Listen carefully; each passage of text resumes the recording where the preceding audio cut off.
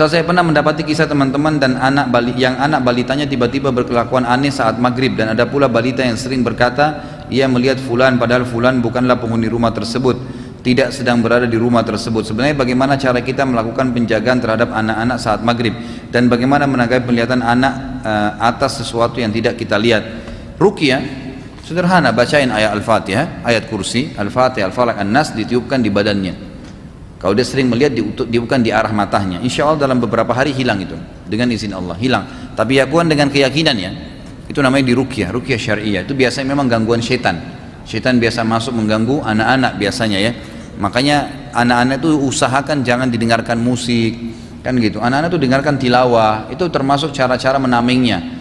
Kemudian sering kita membaca Al-Quran di dekat dia, sering perlihatkan dia kalau kita lagi sholat gitu kan. Jadi gerakan-gerakan ibadah umumnya, sehingga tidak ada celah bagi syaitan untuk masuk. Dan memang waktu maghrib ini ada larangan ya, kata Nabi SAW, kalau maghrib maka masukkanlah anak-anak kalian, karena sungguhnya syaitan mulai menyebar pada waktu maghrib itu. Makanya kita mengatakan wa min syarrin ghasiqin idza waqab. Ghasiq itu waktu malam, waktu maghrib. Idza waqab pertama tiba. Jadi kita dianjurkan minta menjauhkan diri dari Allah dari awal tibanya malam, karena biasanya syaitan menyebar. Makanya lebih banyak orang maksiat di waktu malam hari. Mohon penjelasan atas beberapa pertanyaan berikut. Yang disebut ahli kitab itu siapa? Apakah ahli kitab pada masa sekarang termasuk kaum kafir? Ahli kitab Yahudi, Nasrani. Semua yang mengaku pengikut Nabi Musa Yahudi sampai hari kiamat. Semua yang mengaku pengikut Nabi Isa sampai hari kiamat namanya Nasrani. Dan duanya dalam Al-Quran disebutkan ahli kitab, gitu kan? Dua-duanya sampai hari kiamat, tidak ada batasnya. Jadi tidak bisa dibedain, karena statement Yahudi mengatakan ya Uzair anaknya Allah, dan Nasrani mengatakan Isa anaknya Allah dari zaman Nabi SAW sebelum diutus kok, bukan baru sekarang, gitu kan? Kitab mereka sudah diubah-ubah dari dulu, bukan baru sekarang. Al-Quran datang meluruskan penyimpangan itu. Jadi mereka tetap ahli kitab, karena kalau kita bilang mereka bukan ahli kitab, berarti otomatis hukum-hukum dalam Al-Quran tentang mereka juga terhapus, kan gitu ya. Boleh menikah dengan wanita ahli kitab, tapi tetap konsepnya adalah lebih baik mukminah, lebih baik muslimah dan mukminah. Sehingga kasus misalnya setelah laki-laki meninggal, kita khawatir nanti anak kita murtad dengan dia, itu hilang gitu kan, keraguan-raguan masalah itu. Karena kalau muslimah, walaupun misalnya buruk akhlaknya kemudian cerai, tidak mungkin dia bawa murtad anaknya gitu kan, sangat kecil kemungkinan. Beda kalau mu'allaf gitu kan, maka jauh lebih aman kalau menikah dengan muslim dan muslimah. Beberapa teman ana bersahabat dengan non muslim. Sebenarnya apa batasan kita sebagai muslim dan muslimah dalam pergaulan non muslim? Boleh saja, nggak ada masalah, nggak ada masalah. Para sahabat Nabi banyak yang berteman dengan orang-orang kafir, banyak. Ada yang berteman dengan orang-orang Yahudi di Madinah, gitu kan? Nabi SAW itu bersahabat dengan pendeta Yahudi, bersahabat dekat. Yang Nabi utang sampai 20 sak kurma itu, 20 genggam kurma itu kena sahabat Nabi SAW. Abdullah bin Salam yang masuk Islam akhirnya pendeta Yahudi itu adalah teman Nabi SAW. Jadi boleh berteman, tapi pada batasan tidak boleh memberikan dukungan terhadap ibadah mereka, dan tidak boleh sampai mereka mengganggu akidah kita. Ustaz, saya mengagumi kecerdasan ilmu seorang ustaz atau guru yang saya ikuti tiap tausiah dan kajian yang beliau berikan melalui video, hingga berharap anak saya berjodoh dengan anaknya. Padahal anak belum tentu serupa bapaknya. Keinginan seperti ini apakah boleh? Apakah saya nggak ada apa-apa atau tidak ada sukufu dengan beliau? Tidak ada masalah, karena kita lihat orang itu soleh, kita berharap nanti anak kita sejodoh dengan anaknya, bisa saja, Allahu a'lam, ya kan gitu. Waktu contohnya, jadi boleh ya, bukan aib Bapak Ibu sekalian, bukan aib pada saat saya punya anak misalnya, kemudian saya tawarkan kepada seorang yang soleh, itu bukan aib. Makanya Hafsah radhiyallahu anha, istri Nabi SAW ya, sebelum jadi istri Nabi itu sempat waktu sudah Umar anggap butuh suami, itu Umar keliling tuh. Umar datangin Abu Bakar pertama, wahai Abu Bakar, Hafsah sudah layak jadi istri, nikahilah. Jadi di sini Umar mencari siapa yang bisa menjadi anak mantunya yang paling soleh, yang dianggap cocok sama dia. Dia nggak datangin orang-orang sembarangan, tapi Abu Bakar yang datangin. Abu Bakar bilang, saya nggak ada hajat. Dia datangin Utsman bin Affan, wahai Utsman, Hafsah layak dinikahi, nikahilah. Ya, kata Utsman, saya sekarang tidak punya hajat, gitu kan. Ditolak oleh Utsman dengan cara baik-baik. Lalu Umar kembali dan sholat malam, lalu berkata, ya Allah, berikanlah jodoh terbaik untuk anakku Hafsah yang bisa membantunya dunia dan akhirat. Lalu Nabi SAW besok melamarnya, kan dilamar oleh Nabi SAW dari doanya Umar. Tapi di sini kita ambil pelajaran, boleh seseorang, memang itu malah dianjurkan seorang ayah mencari jodoh yang baik buat anaknya, ya, itu tidak ada masalah. Seorang ibu juga begitu. Kan gitu, kita berharap mudah-mudahan dengan ayahnya orang soleh, anaknya pun jadi soleh, insya Allah, mudah-mudahan gitu kan, mudah-mudahan. Tapi kalau kita lihat misalnya ayahnya soleh, kemudian anaknya tidak misalnya, ya kita jangan jadikan patokan, gitu kan, belum tentu. Nabi Nuh alaihissalam nabi, tapi anaknya meninggal dalam keadaan kafir, itu bukan mustahil. Lebih utama mana sholat qabliyah atau ba'diyah? Masing-masing sholat tersebut pahalanya apa? Ya masing-masing lah. Qabliyah kan sebelum, ba'diyah sesudah. Jangan dipertemukan mana yang lebih afdal, dua-duanya dikerjakan, gitu kan? Jadi kalau Anda perlu tanya, kalau saya masuk masjid, lebih afdal tahiyat masjid atau sholat qabliyah, nah itu baru ketemu. Kalau sholat qabliyah sama ba'diyah gimana caranya cari mana afdal ini? Dua-duanya waktunya berbeda, dikerjakan sebelum dan sesudah sholat wajib, gitu kan? Jadi masing-masing punya kelebihan tentunya dengan izin Allah. Ini tergantung daripada hadis-hadis Nabi SAW yang sudah sering kita sampaikan. Seperti misalnya kata Nabi SAW, siapa yang menjaga 4 rakaat sebelum duhur, 4 rakaat sesudah duhur. Jadi qabliyah sendiri, ba'diyah sendiri. Maka Allah akan mengharamkan baginya api neraka. Itu kan, semoga Allah merahmati seorang hamba yang selalu menjaga 4 rakaat sebelum asar. Dan itu semua diingatkan oleh Nabi SAW. Saya memiliki teman yang bekerja pada bagian pengelolaan daging. Daging yang diolah ada yang mencakup daging yang juga tidak boleh dikonsumsi. Jadi dia mengelola daging halal sekaligus haram. Bagaimana penghasilan dan gaji yang ia terima? Apakah semua jadi haram? Dia sedang berusaha mencari pekerjaan lain. Allahu a'lam, minimal syubhat ya. Minimal syubhat. Ini hal yang samar-samar. Karena dia akhirnya mengelola sesuatu yang haram dan akhirnya disebarkan, gitu kan? Akhirnya disebarkan dan dikonsumsi oleh orang-orang. Walaupun orang yang konsumsi itu adalah orang yang dasarnya makan yang haram. Dan mudah-mudahan saya doakan bisa mendapatkan kerjaan yang halal. Ustaz, apa hukumnya kerja di pajak atau bea cukai? Pajak umumnya boleh saja, bea cukai juga dibolehkan. Instansi pemerintah. Yang tidak boleh kalau Anda salah gunakan jabatan itu. Produk haram misalnya, tidak boleh oleh pemerintah, kita bolehin aja karena disogok. Nggak boleh. Bekerja yang benar, ikutin peraturan, insya Allah tidak ada masalah. Dalam Islam ada karma nggak? Kalau ada, apa itu dan bagaimana menghindarinya? Sudah saya bilang, sebenarnya bisa kita, kalau saya pribadi mengatakan tanda kutipnya itu ada. Ya, adanya ini sesuai dengan sabda Nabi SAW, al-jaza min jinsil amal, balasan sesuai dengan kadar perbuatan seseorang. Sebagian ulama mengatakan ini sama dengan karma, gitu kan? Jadi itu boleh saya terjadi. Misal kita pernah berbohong, kita taubat, satu waktu pembersihannya juga mungkin kita akan dibohongin. Itu sesuatu yang wajar saja, gitu kan? Ustaz, bagaimana jika kita lupa rakaat sholat kita? Haruskah kita sujud sahwi? Jika iya, bagaimana tata caranya? Iya, ulama mengatakan wajib bagi orang yang mengingatnya. Dan tata cara sujud sahwi, kalau kita mengingat jumlah rakaat yang kita lupa itu sebelum salam, maka sujud sahwinya sebelum salam. Misal lagi sholat, ini 3 atau 4 ya, oh, kita harus pilih yang lebih sedikit ya. Kata Nabi SAW, kalau seseorang dari kalian sholat lalu dia lupa berapa rakaat, maka pilihlah yang paling sedikit. Misal 3 atau 4, kita pilih 3. Kata Nabi SAW, kalau nanti dia setelah salam ternyata lebih 1 rakaat, maka dia telah diberikan balasan oleh Allah karena sudah sempurna targetnya. 4 jadi 5 lebih, gitu kan? Karena dia lupa. Tapi kalau dia pilih yang lebih banyak, misal 3 atau 4 nih, ternyata dia pilih 4, dan memang sholatnya memang waktu itu kurang 1 rakaat, maka dia akan kekurangan pahala, bahkan bisa tidak diterima oleh Allah Subhanahu wa ta'ala. Maka kita pilih yang lebih sedikit, gitu kan?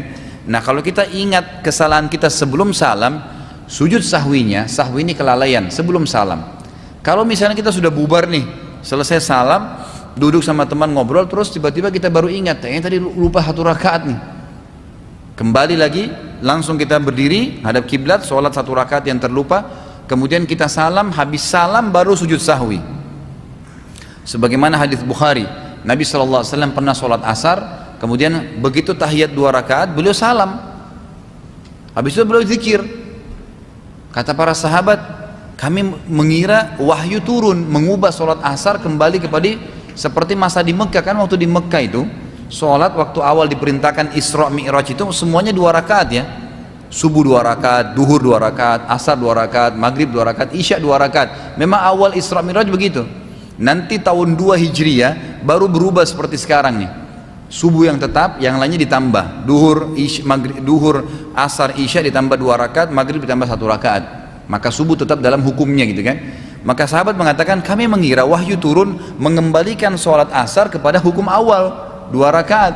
Karena Nabi SAW zikir, habis itu Nabi berdiri sampai depan pintu. Dan para sahabat mengatakan kami tidak berani menegur Nabi karena masih ada Abu Bakar dan Umar dalam saf. Mereka pun diam, artinya ada orang yang dituain tuh. Mereka diam, ada ulamanya di sana. Akhirnya ada seorang sahabat Badui mendekati Nabi SAW berkata, ya Rasulullah, apakah wahyu datang, turun, mengubah sholat asar menjadi 2 lagi? Kata Nabi SAW, tidak. Atau anda lupa ya Rasulullah? Kata Nabi, saya tidak lupa. Nabi ini memang dengan hikmah Allah lupa ya. Allah ingin mengajarkan kepada para sahabat cara sujud sahwi. Maka Nabi SAW masuk ke masjid memegang tangan sahabat ini lalu berkata, benar gak yang orang ini bilang?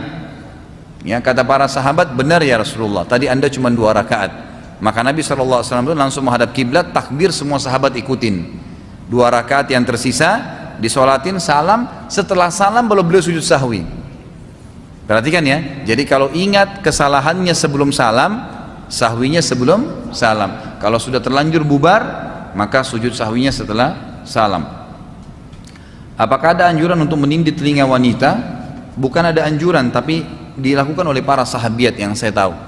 Para sahabiat melakukan menindih telinga-telinga mereka sebagai perhiasan, itu dibolehkan saja. Umumnya ulama fikih mengatakan itu hukumnya halal bagi kaum wanita. Apakah boleh ketika beristighfar dengan niat untuk meminta ampun selain untuk diri sendiri, tetapi juga untuk orang tua dan untuk orang-orang yang pernah saya gibahi sekaligus? Boleh. Seperti kita bilang Allahumma ighfir lil muslimina wal muslimat, itu boleh kan? Tidak ada masalah. Kita minta ampun untuk seluruh kaum muslimin, boleh. Ustadz bisa tolong ceritakan sejarah Imam Bukhari yang katanya orang Rusia. Bagaimana beliau dapat meriwayatkan banyak hadis? Beliau memang dari wilayah Rusia, ya, wilayah Bukhari itu nama wilayah Bukhara. Bukhara itu Rusia. Memang beliau asli Rusia, gitu kan? Asli Rusia. Ceritanya cukup panjang ya Imam Bukhari rahimahullah. Tapi setelah ekspansi di zaman Umar radhiyallahu anhu ke wilayah Persia, maka seluruh suku Persia umumnya masuk Islam. Di antaranya sukunya Imam Bukhari rahimahullah, wilayah Bukhara. Lalu kemudian tersebarlah para ulama-ulama dari tabi'in di sana. Jadi Imam Bukhari ini belajar dari para tabi'in, bukan sahabat ya. Jadi beliau ini generasi tabi'in. Sahabat sudah meninggal di zaman itu. Di zaman Imam Bukhari sudah habis, nggak ada sahabat lagi. Jadi beliau lahir itu sudah habis sahabat, tinggal generasi tabi'in. Maka beliau belajar dari para tabi'in. Atha bin Abi Rabah, Sa'id bin Musayyib, gitu kan, Ibnu Sirin. Beliau belajar dari para tabi'in. Itu guru-gurunya Imam Bukhari rahimahullah. Ringkas cerita seperti itu. Beliau belajar hadis dan menghafal cukup banyak hadis sampai akhirnya beliau menjadi ulama hadis. Beliau menjadi ulama hadis, gitu kan. Dan memang beliau sangat teliti, hafalannya sangat luar biasa. Di antara kisah beliau pernah diundang oleh beberapa ulama hadis dari Irak. Kemudian mereka mengatakan kita mendengar ada seseorang yang bernama Muhammad. Namanya dia kan Muhammad ya. Ada bernama Muhammad dari negeri Bukhara menghafal hadis. Undanglah dia. Maka ulama-ulama hadis berkumpul, kalau saya tidak salah jumlahnya 100 orang. Lalu mereka membolak-balikan hadis. Jadi mereka mengatakan, misalnya yang pertama mengatakan fulan an fulan, misalnya Ahmad meriwayatkan dari Yusuf, Yusuf dari Abdullah bin Umar, Abdullah bin Umar dari Rasulullah SAW, dibalik nama-nama ini. Kemudian matan hadis innamal a'malu binniyat dibalik, misalnya amalu innama binniyat, itu kan. Lalu Imam Bukhari diuji, coba kamu sebutin benar nggak hadisnya. Nah, waktu itu Imam Bukhari bilang sudah selesai, pindah yang kedua sampai 100 orang. Setelah 100 orang Imam Bukhari bilang, di situ awal mulanya terkenal Imam Bukhari Jazirah Arab pada saat pengetesan ini.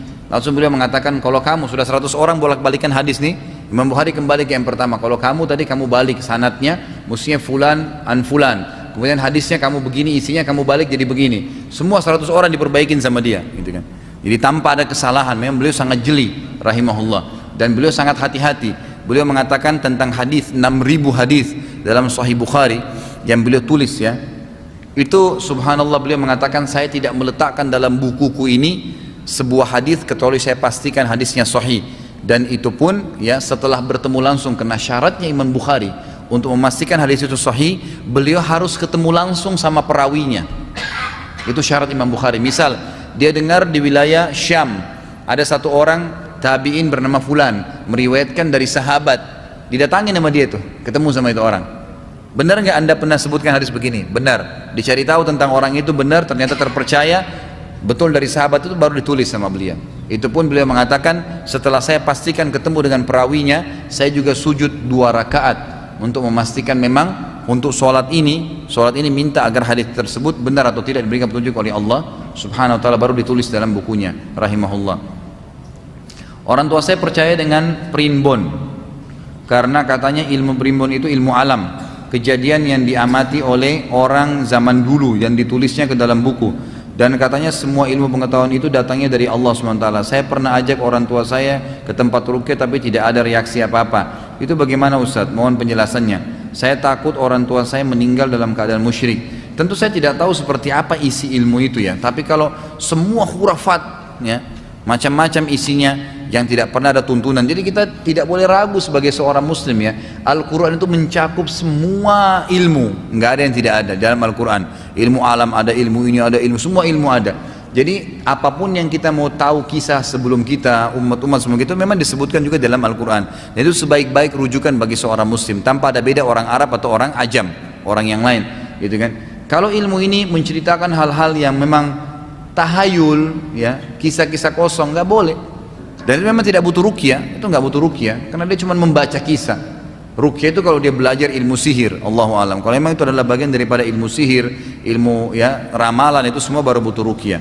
Kalau masalah dia ada reaksi atau tidak, kalau memang tadi saya bilang cuma ilmu umum saja tidak akan ada reaksi. Tapi kalau ilmu sihir pasti ada reaksi.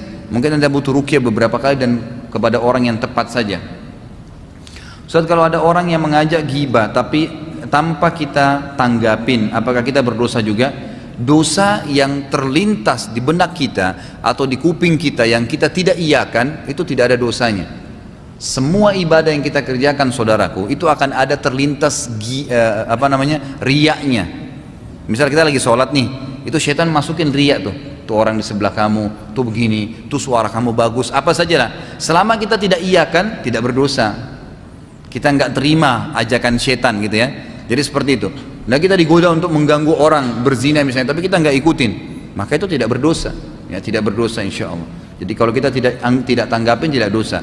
Apakah kalau kita hanya membaca di grup WhatsApp beberapa orang sedang bergibah, ya kita ikut berdosa walaupun tidak ikut berkomentar? Kalau kita sengaja tahu jelas ini gosip dan dibaca, ya dosa. Jelas-jelas kita tahu tuh gibah, ikut-ikutan baca ya berarti gibah, ikut-ikutan gibah gitu kan. Kalau kita tidak tahu, kita baca sepintas, nanti pertengahan baru tahu ternyata ini gibah, kita berhentiin tuh insya Allah nggak dosa ya. Tergantung niatnya. Sering terlintas di pikiran saya seseorang yang bukan mahram saya juga tidak mengenal secara langsung dan jarang sekali bertemu. Kami hanya satu organisasi, saya memang ada kecenderungan kepadanya karena agamanya bagus. Apakah itu gangguan jin Ustaz? Saya sudah rutin melakukan ruqyah mandiri namun masih terjadi. Saya takut berbuat dosa karena memikirkan orang yang bukan mahram saya. Apa yang harus saya lakukan? Minta doa kepada Allah SWT. Doa pada saat sholat tahajud, minta kepada Allah petunjuk. Ya Allah, kalau memang ini orang yang terbaik buat saya, mudahkanlah. Kalau tidak, hilangkan. Jangan, Ustaz tidak bisa buat apa-apa. Dan tidak bisa kita menghilangkan perasaan itu dari Anda. Tapi Allah SWT yang memegang hati manusia, sebagaimana doa Nabi SAW, ya muqallibal qulub, ya Allah yang memegang hati manusia, yang bisa membolak-balikan gitu kan.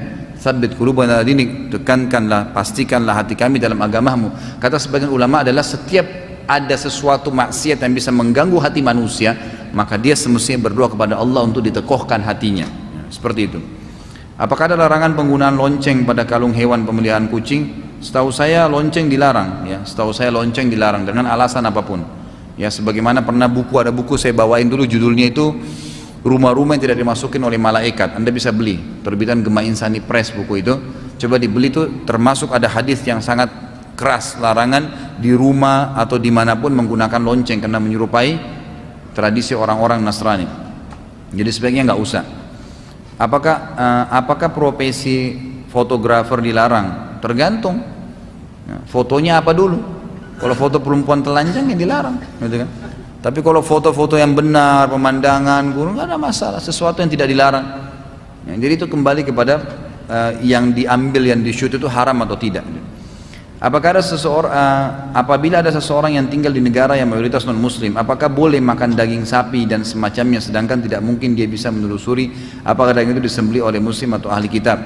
Allahu alam, yang saya tahu ya, di negara-negara non muslim, dan hampir semua pada saat saya mencari informasi saya temukan sama. Di negara non muslim itu umumnya subhanallah dengan hikmah Allah ada komunitas muslim.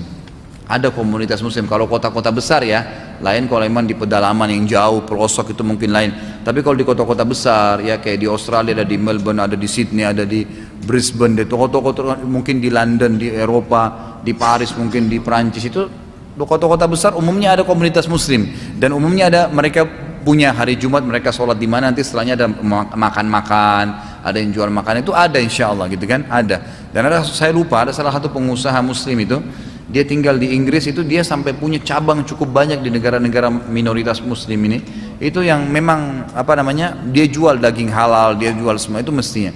Tapi kalau anda pun berada di memang tempat anda tidak tahu, maka bisa memakan sembelihan ahli kitab, sebagaimana Allah sebutkan dalam surah Al-Ma'idah ayat 5, menjelaskan boleh memakan sembelihan ahli kitab, yang tentu yang halal ya, seperti sapi, ayam, nggak boleh sembelihan hewan yang dilarang. Di rumah saya banyak tikus dan kecoak, bagaimana cara membasminya secara benar? Tanya kepada ahlinya itu. Siapa di sini yang bekerja nih membasmi serangga? Kalau tanya kepada saya hukum halal haram, Bapak Ibu, masa basmi kecoak? Tapi boleh, kalau mau dibunuh boleh saja gitu kan, dibunuh tuh. Kalau kita masih bisa aman, disapu, dikeluarin itu lebih bagus gitu. Tapi kalau mau dibunuh karena mengganggu boleh saja. Ustaz, bagaimana hukumnya memakan daging burung, haram atau halal? Kalau halal, apakah semua jenis burung bisa dimakan? Ini sudah saya jelaskan ya hadisnya, yang tidak menyerang dengan pelatuknya. Maksudnya di sini menyerang musuh ya, kayak burung elang misalnya gitu kan, menyerang dengan pelatuknya. Tapi kalau kayak burung merpati itu halal, burung puyuh gitu kan, itu semua dibolehkan selama tidak menyerang dengan pelatuknya. Ustadz, dalam pembagian warisan ketika terjadi beda keinginan, anak laki-laki ingin dengan hukum faraid dan wanita dibagi rata, kemudian anak laki-laki berkata bahwa dia tidak ikhlas. Jika ada yang tidak ikhlas anak laki-laki, maka hukum uangnya adalah haram. Benarkah uang menjadi haram ketika ada anak laki-laki yang tidak setuju dan tidak ikhlas? Ustadz, anak laki-laki, iya jelas, masalah anak laki-laki ikhlas atau tidak ikhlas dalam menerima pembagian, tetap hukumnya berdosa. Nggak boleh membagi harta tidak mengikuti hukum Allah, haram hukumnya. Kalau misalnya sudah dibagi, laki-laki 2 bagian, perempuan 1, lalu si anak laki-laki mengatakan sudah deh bagian saya kasih kakak saya yang perempuan, silahkan. Setelah itu ya, tapi kalau dari awal dibagi rata nggak boleh, walaupun laki-lakinya setuju. Ini bukan masalah dia setuju, masalahnya hukum Allah di sini, nggak bisa. Setelah diambil bagiannya baru dia kasih sendiri, dia hibahkan, silahkan. Tapi nggak boleh berbagi hukum yang bukan hukum Allah. Ustaz, apa sebabnya celana di bawah mata kaki bisa mendapatkan dosa? Hadis Nabi, kata Nabi SAW dalam hadis sahih, kullu ma tahta qadamaini finnar. Kan dalam buku kita ini ada ya, Bapak Ibu yang belum punya bukunya bisa beli, judulnya 76 dosa-dosa besar, terbitan Darul Haq. Ini lebih banyak dalilnya. Kata Nabi SAW, semua yang di bawah mata kaki bagi laki-laki hukumnya haram ya, dalam api neraka. Itu ada ancaman memang, dan sudah panjang lebar saya jelaskan, itu bisa dilihat di bahasan dosa-dosa sebelumnya. Saya ingin menikah, apa yang harus saya lakukan untuk memilih calonnya? Bagaimana kriteria menurut Islam? Ini banyak yang mau menikah ini, daftar lagi ya. Jadi kriteria saya sudah bahasakan, selalu tolak ukurnya cuma satu, agama dan akhlaknya. Wasiat Nabi SAW untuk wanita apa? Wahai wanita dan walinya, ayahnya, kalau telah datang kepada kalian laki-laki yang kalian ridhoi agama dan akhlaknya, terima lamarannya. Kalau tidak, terjadi kerusakan. Bagi perempuan, bagi laki-laki, wanita dinikahi karena 4 hal: hartanya, hartanya, kecantikannya, keturunannya, dan agamanya. Dan dahulukan agamanya, maka aman hidupmu. Jadi selalu tolak ukurnya adalah agama. Yang kedua baru datang fisik, datang kekayaan dan seterusnya. Waktu apa ini? Tawaf putaran 1 baca doa, putaran 2 doanya beda lagi, 3 doanya beda lagi. Apakah itu termasuk bid'ah? Enggak, sama sekali, bebas berdoa apa saja, silakan. Karena Nabi SAW membolehkan meminta doa apa saja pada saat tawaf, jadi boleh saja. Bagaimana hukumnya sholat tasbih yang dikerjakan 1 bulan sekali? Enggak ada masalah, boleh saja. Karena Nabi SAW dalam sholat tasbih yang dihasankan oleh Syekh Albani, hadisnya kata Nabi kepada Abbas radhiyallahu anhu, saya ajarkan kamu sholat wahai pamanku, kerjakanlah setiap hari sekali. Kalau kamu tidak bisa seminggu sekali, kalau kau tidak bisa sebulan sekali, kalau kau tidak bisa setahun sekali, kalau kau nggak bisa minimal sekali seumur hidupmu. Berarti di sini ada dibolehkan sebulan sekali, nggak ada masalah. Boleh nggak datang reuni SMP dan reuni SMA? Kalau tidak ada maksiat silahkan. Kalau nggak ada maksiat, dibuat pengajian misalnya, nggak ada masalah. Gitu kan? Ustadz, hukum memberi infak pada pengemis di pinggir jalanan, lalu bagaimana perihal larangan dari pemerintah, undang-undang yang melarang memberi? Ya kalau misalnya kita memang melihat orang-orang itu sangat butuh gitu kan, karena saya sampai sekarang ini belum melihat ada sosialisasi dari pemerintah kita untuk mengambil alih ya secara 100%, karena mereka masih banyak yang berjalanan dan susah hidupnya gitu kan. Mestinya memang kalau dilarang pun mesti memang ada konsekuensi, diambil, diamankan supaya tidak ada memang ya, sehingga kita bisa menyumbang dengan cara baik. Allah alam, saya masih melihat sekarang itu kalau memang kita lihat keadaannya, kalau orang itu betul-betul susah, ada seorang ibu yang sangat tua gitu kan. Saya kemarin keluar dari rumah saya itu ada seorang ibu, kesian sekali kelihatan dari bajunya, jalannya juga susah, duduk di pinggir jalan, berharap mungkin cuma untuk beli nasi saja. Kesian sekali, nggak mungkin orang seperti ini mau bohong gitu kan. Tapi kalau ada anak muda datang cuman pukul-pukul tangannya di lampu merah minta uang, apa gitu kan, ya enggak usah, itu enggak usah dikasih. Mungkin bisa masuk dalam kategori larangan di sini karena memang dia tidak ada sesuatu yang mendesak untuk itu ya. Allahu a'lam. Ustaz, kalau pernah menabrak kucing lalu kucingnya terzalimi, lalu secara fakta anaknya lahir kemudian cacat, apakah boleh percaya pada perihal karma demikian? Enggak ada tuh, khurafat semua itu kan, enggak ada. Jadi kalau kita tabrak kucing ya ditabrak. Oh, masa kalau anda sengaja beristighfar pada Allah, tidak sengaja juga istighfar, dikubur. Jadi bohong semua itu, tahayul di Indonesia itu ya, mengatakan kalau tabrak kucing nanti mobilnya juga tabrakan, nanti anaknya kalau lahir cacat, itu nggak ada, nggak boleh dipercaya, itu tatayur namanya, menggantungkan nasib dan bahaya pada benda tertentu. Ustaz, tolong berikan nasihat untuk pasangan yang baru melangsungkan pernikahan. Nasihat saya pertama, perdalam ilmu syar'i, kenali, yang kedua kenali kewajiban-kewajiban dan hak masing-masing lalu jalankan gitu kan. Selalu jadikan Allah dan Rasulnya sebagai rujukan dalam rumah tangga, kemudian jalankanlah rumah tangga itu sesuai dengan agama. Ringkasnya begitu ya. Apa hukumnya melakukan siraman atau upacara adat sebelum nikah walaupun niatnya cuma melaksanakan tradisi adat saja, apakah itu termasuk bid'ah? Kalau setahu saya Allah alam itu dilarang oleh para ulama. Semua itu dilarang karena biasanya punya tujuan, dimandikanlah, di apa itu biasanya punya tujuan, punya maksud. Walaupun kadang-kadang orang tua kita kalau tua kita nggak mau kerjain, dikatakan ini enggak kok, cuman biasa adat aja, tetap nggak boleh. Karena memang dalam Islam yang Nabi SAW contohkan pernikahan itu dimudahkan. Kemarin tuh saya lagi diundang di Hong Kong, subhanallah, saya ceramah. Pas saya ceramah ada satu orang, ada dua kejadian pada saat itu. Saya ceramah di depan banyak sekali TKW kita di sana kemarin tuh. Bisa yang hadir mungkin Masya Allah ratusan orang, mungkin lebih bahkan ya. Kemudian ada dua kejadian, yang satu ada satu Nasraniyah kalau nggak salah perempuan mau masuk Islam, minta supaya Ustadz tuntun syahadat. Yang satu lagi mau nikah ya, calonnya dari Jepang apa kalau nggak salah, yang mempelai perempuannya kerja di Hong Kong itu sendiri. Lalu kesempatan itu saya gunakan momen untuk mengingatkan mereka. Saya bilang, perhatikanlah mudahnya agama Islam di contoh yang saya praktikin. Anda ibu yang mau masuk Islam? Iya katanya. Baik, sekarang saya tuntun syahadat Anda di tempat Anda. Nggak ada kewajiban mandi, nggak ada kewajiban apa-apa. Syahadat dan Anda sudah muslimah. Anda meninggal semenit kemudian Anda akan masuk surga. Silakan. Asyhadu an la ilaha illallah, asyhadu anna muhammadar rasulullah. Diucapin syahadat sambil menangis ibu itu, subhanallah.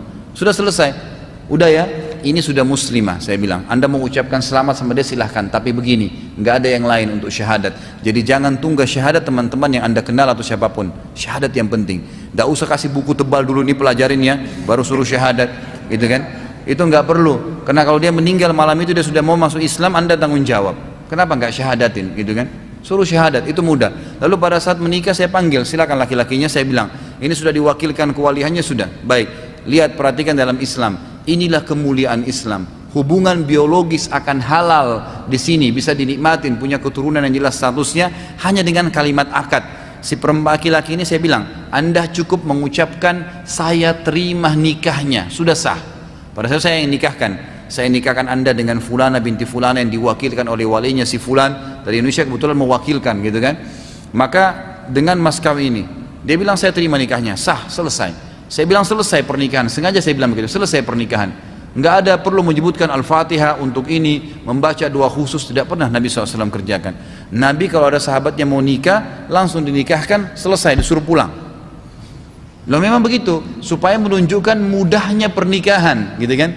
Sehingga tidak ada lagi pintu zina yang terbuka, Allahu a'lam. Jadi seperti itu harus gambarannya. Saat ini saya sedang menjalankan bisnis bersama sahabat saya, namun sahabat saya non muslim. Bagaimana hukumnya berbisnis dengan non muslim? Boleh saja, nggak ada masalah selama bisnisnya halal, boleh. Apa hukumnya apabila diundang pernikahan teman tapi tidak datang karena alasan misalnya rumah jauh, apakah itu dosa? Tidak, insya Allah selama kita sudah minta maaf. Selama sudah kita minta maaf. Ini yang tersisa, masya Allah, kertas panjang-panjang ya. Bisa jam 4 subuh kita bubar. Ustadz, kalau sholat sunnah, contoh sholat tahajud sambil membaca mushaf Al-Quran, bolehkah? Boleh saja, nggak ada masalah. Selama sholat sunnah ya, selama sholat sunnah. Masih ada 2 menit ya. Apakah setiap perbuatan Nabi SAW yang sifatnya manusiawi seperti selera makan dan lain-lain pasti merupakan sunnah yang berpahala bila mengikutinya? Dulu ada sahabat yang sebelum umrah beliau buang air kecil besar, buang air besar terlebih dahulu karena Nabi Muhammad pernah buang hajat sebelum umrah haji sehingga sahabat itu mengikuti beliau. Tapi ulama menafikan bahwa buang air besar Rasulullah SAW ini bukankah merupakan sunnah Nabi namun hal manusiawi. Jadi gini, memang ada dalam sunnah Nabi, dalam kehidupan Nabi ada namanya jibiliyah. Ya, jibiliyah itu sesuatu yang terharuskan ada pada beliau, seperti fisik beliau yang kekar dan besar, warna kulit beliau, rambut beliau yang lebat, alis beliau yang tebal. Itu jibiliyah. Nggak mungkin umatnya semua sama alisnya dan rambutnya dengan Nabi SAW gitu kan. Termasuk cara jalan Nabi SAW, dikatakan dalam hadis Nabi kalau jalan seperti orang turun dari bukit. Jadi cepat sekali Nabi SAW kalau jalan gitu kan. Jadi ciri fisik, kemudian cara jalan, itu semua kata para ulama adalah manusiawi. Nabi SAW tidak masuk dalam syariat, tidak masuk dalam syariat. Tapi kalau ada orang mengerjakannya karena itu ciri dari dirinya Nabi, boleh, nggak masalah. Tapi bukan bagian daripada syariat. Termasuk dalam sini adalah masalah imamah. Ya, imamah itu bukan bagian daripada syariat Islam sebenarnya. Tapi Nabi SAW memakai imamah, dan perlu ditahu zaman itu orang kafir Quraisy pun pakai imamah. Jadi pakaian orang pada saat itu ya. Jadi tidak ada secara khusus memang Nabi memerintahkan pakailah imamah misalnya gitu kan. Ini disebutkan oleh Dr. Sulaiman Rahili pada saat saya sedang berjalan bersama beliau, dan beliau jelaskan kepada saya imamah termasuk bagian daripada kebiasaan Nabi SAW, tidak masuk dalam bagian syariat gitu kan. Nah ini boleh dikerjakan dengan niat Nabi pernah kerjakan, dapat pahala, tapi bukan bagian daripada syariat gitu kan. Kalau masalah makan itu jelas. Tadi yang kita sebutkan masalah daging kambing misalnya, digemari oleh Nabi SAW. Dan saya sudah pernah bawain buku kecil kan, ada buku kalau nggak salah setengahnya buku ini ya. Judulnya itu apa sih itu hari, ada gambar makanan. Ya, buku itu saya anjurkan, di situ ada makanan-makanan favorit Nabi SAW. Ada hadis yang menyebutkan 5 hewan yang dianjurkan untuk dibunuh. Salah satunya adalah tikus. Kalau tidak salah, hadisnya seperti apa matanya dan apa sahih sanadnya. Lalu apa hikmahnya? Iya benar. Jadi anjing hitam ya yang polos tadi, kemudian tikus, cecak, kalajengking dan ular ya. Ini termasuk yang dibolehkan untuk dibunuh. Hadisnya sahih ya, dengan sanad yang sahih. Ini kalau tidak salah riwayat Imam Nasa'i, Imam Abu Dawud, Tirmidzi, ada 3 imam yang meriwayatkan hadis itu. Mengapa kotoran kucing juga najis? Saya pernah mendengar hadis sahih bahwa bila suatu bejana air minum di jilat kucing, maka Rasulullah membolehkan dan tidak beliau anggap najis, karena Rasulullah menganggap kucing termasuk hewan yang biasa berada di sekitar kita. Mengapa kotoran kucing najis? Karena dia bertaring gitu kan. Dan semua yang bertaring dalam hadis dikatakan yaitu berarti kotorannya, semua yang haram dimakan dagingnya maka kotorannya menjadi najis. Apakah benar hukum larangan memakan daging hewan bertaring ditaksis, dikhususkan dengan kebolehan memakan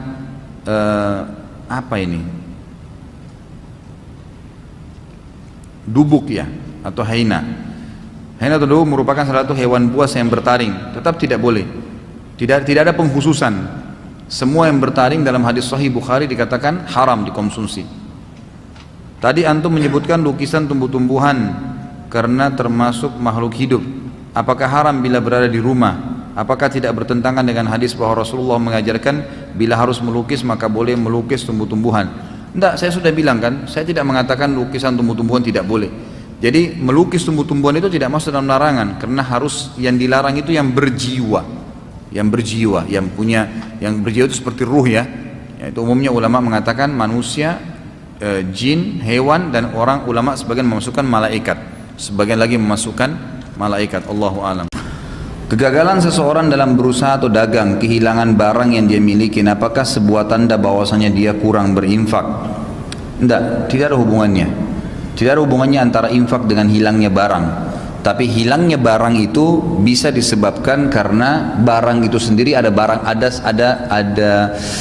haramnya. Mungkin uang yang dipakai beli, kan gitu. Itu memang dasarnya haram, maka kemungkinan besar akan hilang. Karena Ibnu Abbas radhiyallahu anhu, Ibnu Umar juga memastikan, Abdullah bin Umar memastikan produk yang dibeli dari uang halal tidak akan hilang. Begitu bahasa beliau. Makanya beliau pernah kehilangan barang, beliau sholat 2 rakaat dan beliau membaca doa mengatakan Allahumma rabbud da'allah radda alayya dhallati fa innahu min ataik. Ya Allah, Tuhan yang memberikan petunjuk, kan gitu, terhadap apapun yang hilang, ya, kembalikanlah barangku yang hilang ini, sesungguhnya dia dari pemberianmu. Jadi beliau memastikan bahwasanya produk atau sebuah benda yang dibeli dari yang halal tidak akan hilang. Dan itu sudah hampir menjadi buah bibir di kalangan para ulama. Semua barang yang dibeli halal, walaupun dia hilang dia akan ditemukan kembali. Ya, dengan hikmah Allah Subhanahu wa taala. Ini yang saya dapatkan, Allahu a'lam. Ustaz, kalau dosa seseorang di hari pembalasan nanti misal 50 dan pahalanya 60, apakah orang tersebut otomatis masuk surga karena pahala lebih banyak daripada dosa, atau Allah akan mengadabnya dulu sampai dosanya habis bermasuk surga? Spontan masuk surga, spontan masuk surga, asal anda bisa jamin emang pahala anda 60, dosanya 40, silahkan akan masuk insya Allah. Masalahnya kita tidak punya jaminan gitu kan. Dari mana kita bisa tahu? Kalau anda bisa jamin memang dosa saya lebih sedikit ya. Karena para ulama mengatakan Allah Azza wa Jalla, salah satu bentuk rahmatnya Allah itu sebenarnya Allah merahasiakan kadar dosa dan kadar pahala. Dia tidak disebutkan kadarnya, gitu kan? Karena kalau disebutkan kadarnya maka berbahaya. Orang bisa menyalahgunakan. Oh, saya sudah melakukan sholat nih 2 gunung saya dapat. Oh, kalau saya buat dosa ini cuma setengah gunung, berarti dikalahkan dengan 2 gunung tuh. Dan tidak apa-apa buat, kan gitu. Jadi tidak ada, ya, kecuali memang sholat yang tertentu seperti sholat jenazah yang dikatakan orang sholat jenazah dapat 1 kirot, ngantar jenazah sampai dimakamkan 1 kirot. Lalu ditanya oleh para sahabat, ya Rasulullah, apa itu kirot? Kata beliau seperti gunung Uhud, gitu kan? Seperti gunung Uhud, bukan dikatakan gunung Uhud, gitu kan? Dikatakan, tapi seperti gunung. Dia artinya besar, pahalanya banyak, tapi juga tidak disebutkan kadar jumlahnya, gitu. Itu hikmahnya.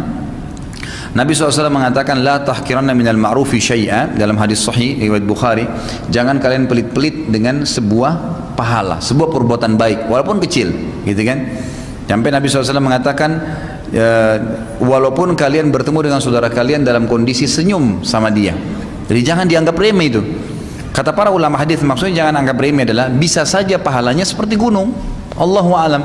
Sebagaimana orang tidak boleh menganggap remeh dosa. Oh, ini cuman lihat sebentar nggak apa-apa, misal. Oh, ini cuman dengar sebentar nggak apa-apa, nanti gampang saya tobat. Dia tidak tahu kadar dosanya itu. Bisa saja dosanya itu setahun. Berarti kita harus tahun istilahnya gitu kan, bertaubat sama atau beristighfar sama Allah baru bisa diampunin. Kita nggak tahu, nggak pernah tahu masalah itu. Tapi kalau jelas pahala anda lebih banyak daripada dosa anda hari kiamat, pasti masuk surga. Itu sudah jaminan. Ustaz, mohon penjelasan tentang puasa 10 Muharram Ashura. Sunnah Nabi SAW, ya, berpuasa pada tanggal 9 dan 10 Muharram. Sekarang kita sudah masuk di bulan Muharram, gitu kan? Jadi insya Allah tanggal 9 dan tanggal 10 dikenal dengan hari Tasu'a dan Ashura.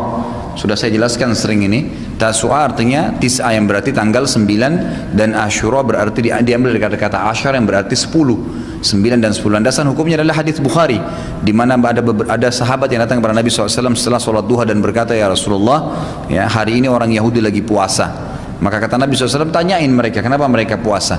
Pergilah sahabat ini ke perkampungan Yahudi, tanyain. Lalu pendeta Yahudinya jawab gini, hari ini Allah selamatkan Musa dari kejaran Fir'aun, maka kami berpuasa sebagai tanda syukur kepada Allah. Pulanglah sahabat ini melapor kepada Nabi SAW, ya Rasulullah, jawabannya orang Yahudi begini. Kata Nabi SAW, kami lebih berhak terhadap Musa daripada mereka. Lalu beliau memerintahkan para sahabat untuk berpuasa.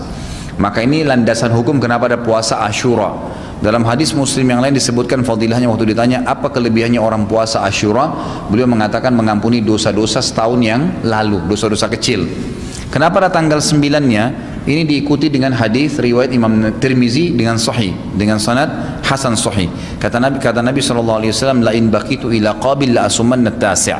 Kalau saya masih hidup tahun depan, kata Nabi, kebetulan itu tahun terakhir Nabi SAW hidup, saya akan ikutkan puasa Ashura dengan Tasu'a, 10 dengan 9, agar tidak sama dengan Yahudi. Tentu sudah tinggal berapa hari lagi ya, maka jangan disia-siakan insya Allah. Ustaz, apakah uang yang kita berikan kepada orang tua kita itu adalah uang kita juga yang sesungguhnya? Iya, termasuk dalam sedekah, dan itu afdal sedekah. Afdal sedekah itu adalah yang diberikan kepada orang yang punya hubungan kerabat. Sebagaimana dalam hadis Bukhari, ada seorang sahabat mengatakannya, Rasulullah, ini saya punya beberapa dinar, saya ingin sedekahkan. Ada orang miskin umum, tidak ada hubungan kerabat dengan saya, dan satu punya hubungan kerabat sama saya. Mana yang lebih afdal? Kata Nabi SAW, kalau engkau berikan kepada yang punya hubungan kerabat denganmu, maka engkau akan mendapatkan 2 pahala, pahala sedekah dan pahala silaturahim. Dengan pahala silaturahim, jadi memang berpahala, itu akan menjadi amal jariah juga. Anda pernah dengar bahwa di Arab orang tidak mau patungan dalam sedekah jariah. Contohnya saat pembangunan masjid yang hanya dilakukan seseorang diri sumbangannya dengan anggapan pahalanya tidak terbagi. Apakah benar jika jika makin banyak orang yang ikut, makin pahalanya berkurang? Ya, secara otomatis. Maksudnya terbagi. Ini masjid nih 1 miliar, ada orang punya kemampuan disumbang 1 miliar sama dia, berarti dia sendiri kan yang panen pahalanya. Tapi kalau dibagi menjadi 10 orang, masing-masing 100 juta misalnya, ya sudah dibagi 10, gitu kan? Dibagi 10 itu sudah jelas otomatis. Jadi kalau memang kita bisa bersedekah sendirian, ya sendirian, gak ada masalah. Gak usah aja orang lain. Masa ada fakir miskin lewat, ayo ini rame-rame yuk kita keroyokin aja, kasih nih 1.000 rupiah, dibagi lagi 100 rupiah satu orang, kan tidak mungkin. Gitu kan? Kecuali kalau kita ajak dia mau nambah sumbangan tambahan, silahkan. Nah, gitu. Di Saudi ini sebenarnya kalau mereka merasa punya kemampuan, ya mereka mau sendirian, wajar ya. Itu sesuatu yang tidak ada yang aib di situ. Mereka bersaing dari sisi pahala. Jika kita menjadi makmum masbuk, apakah jika kita ikut setelah sujud kedua maka tidak terhitung 1 rakaat?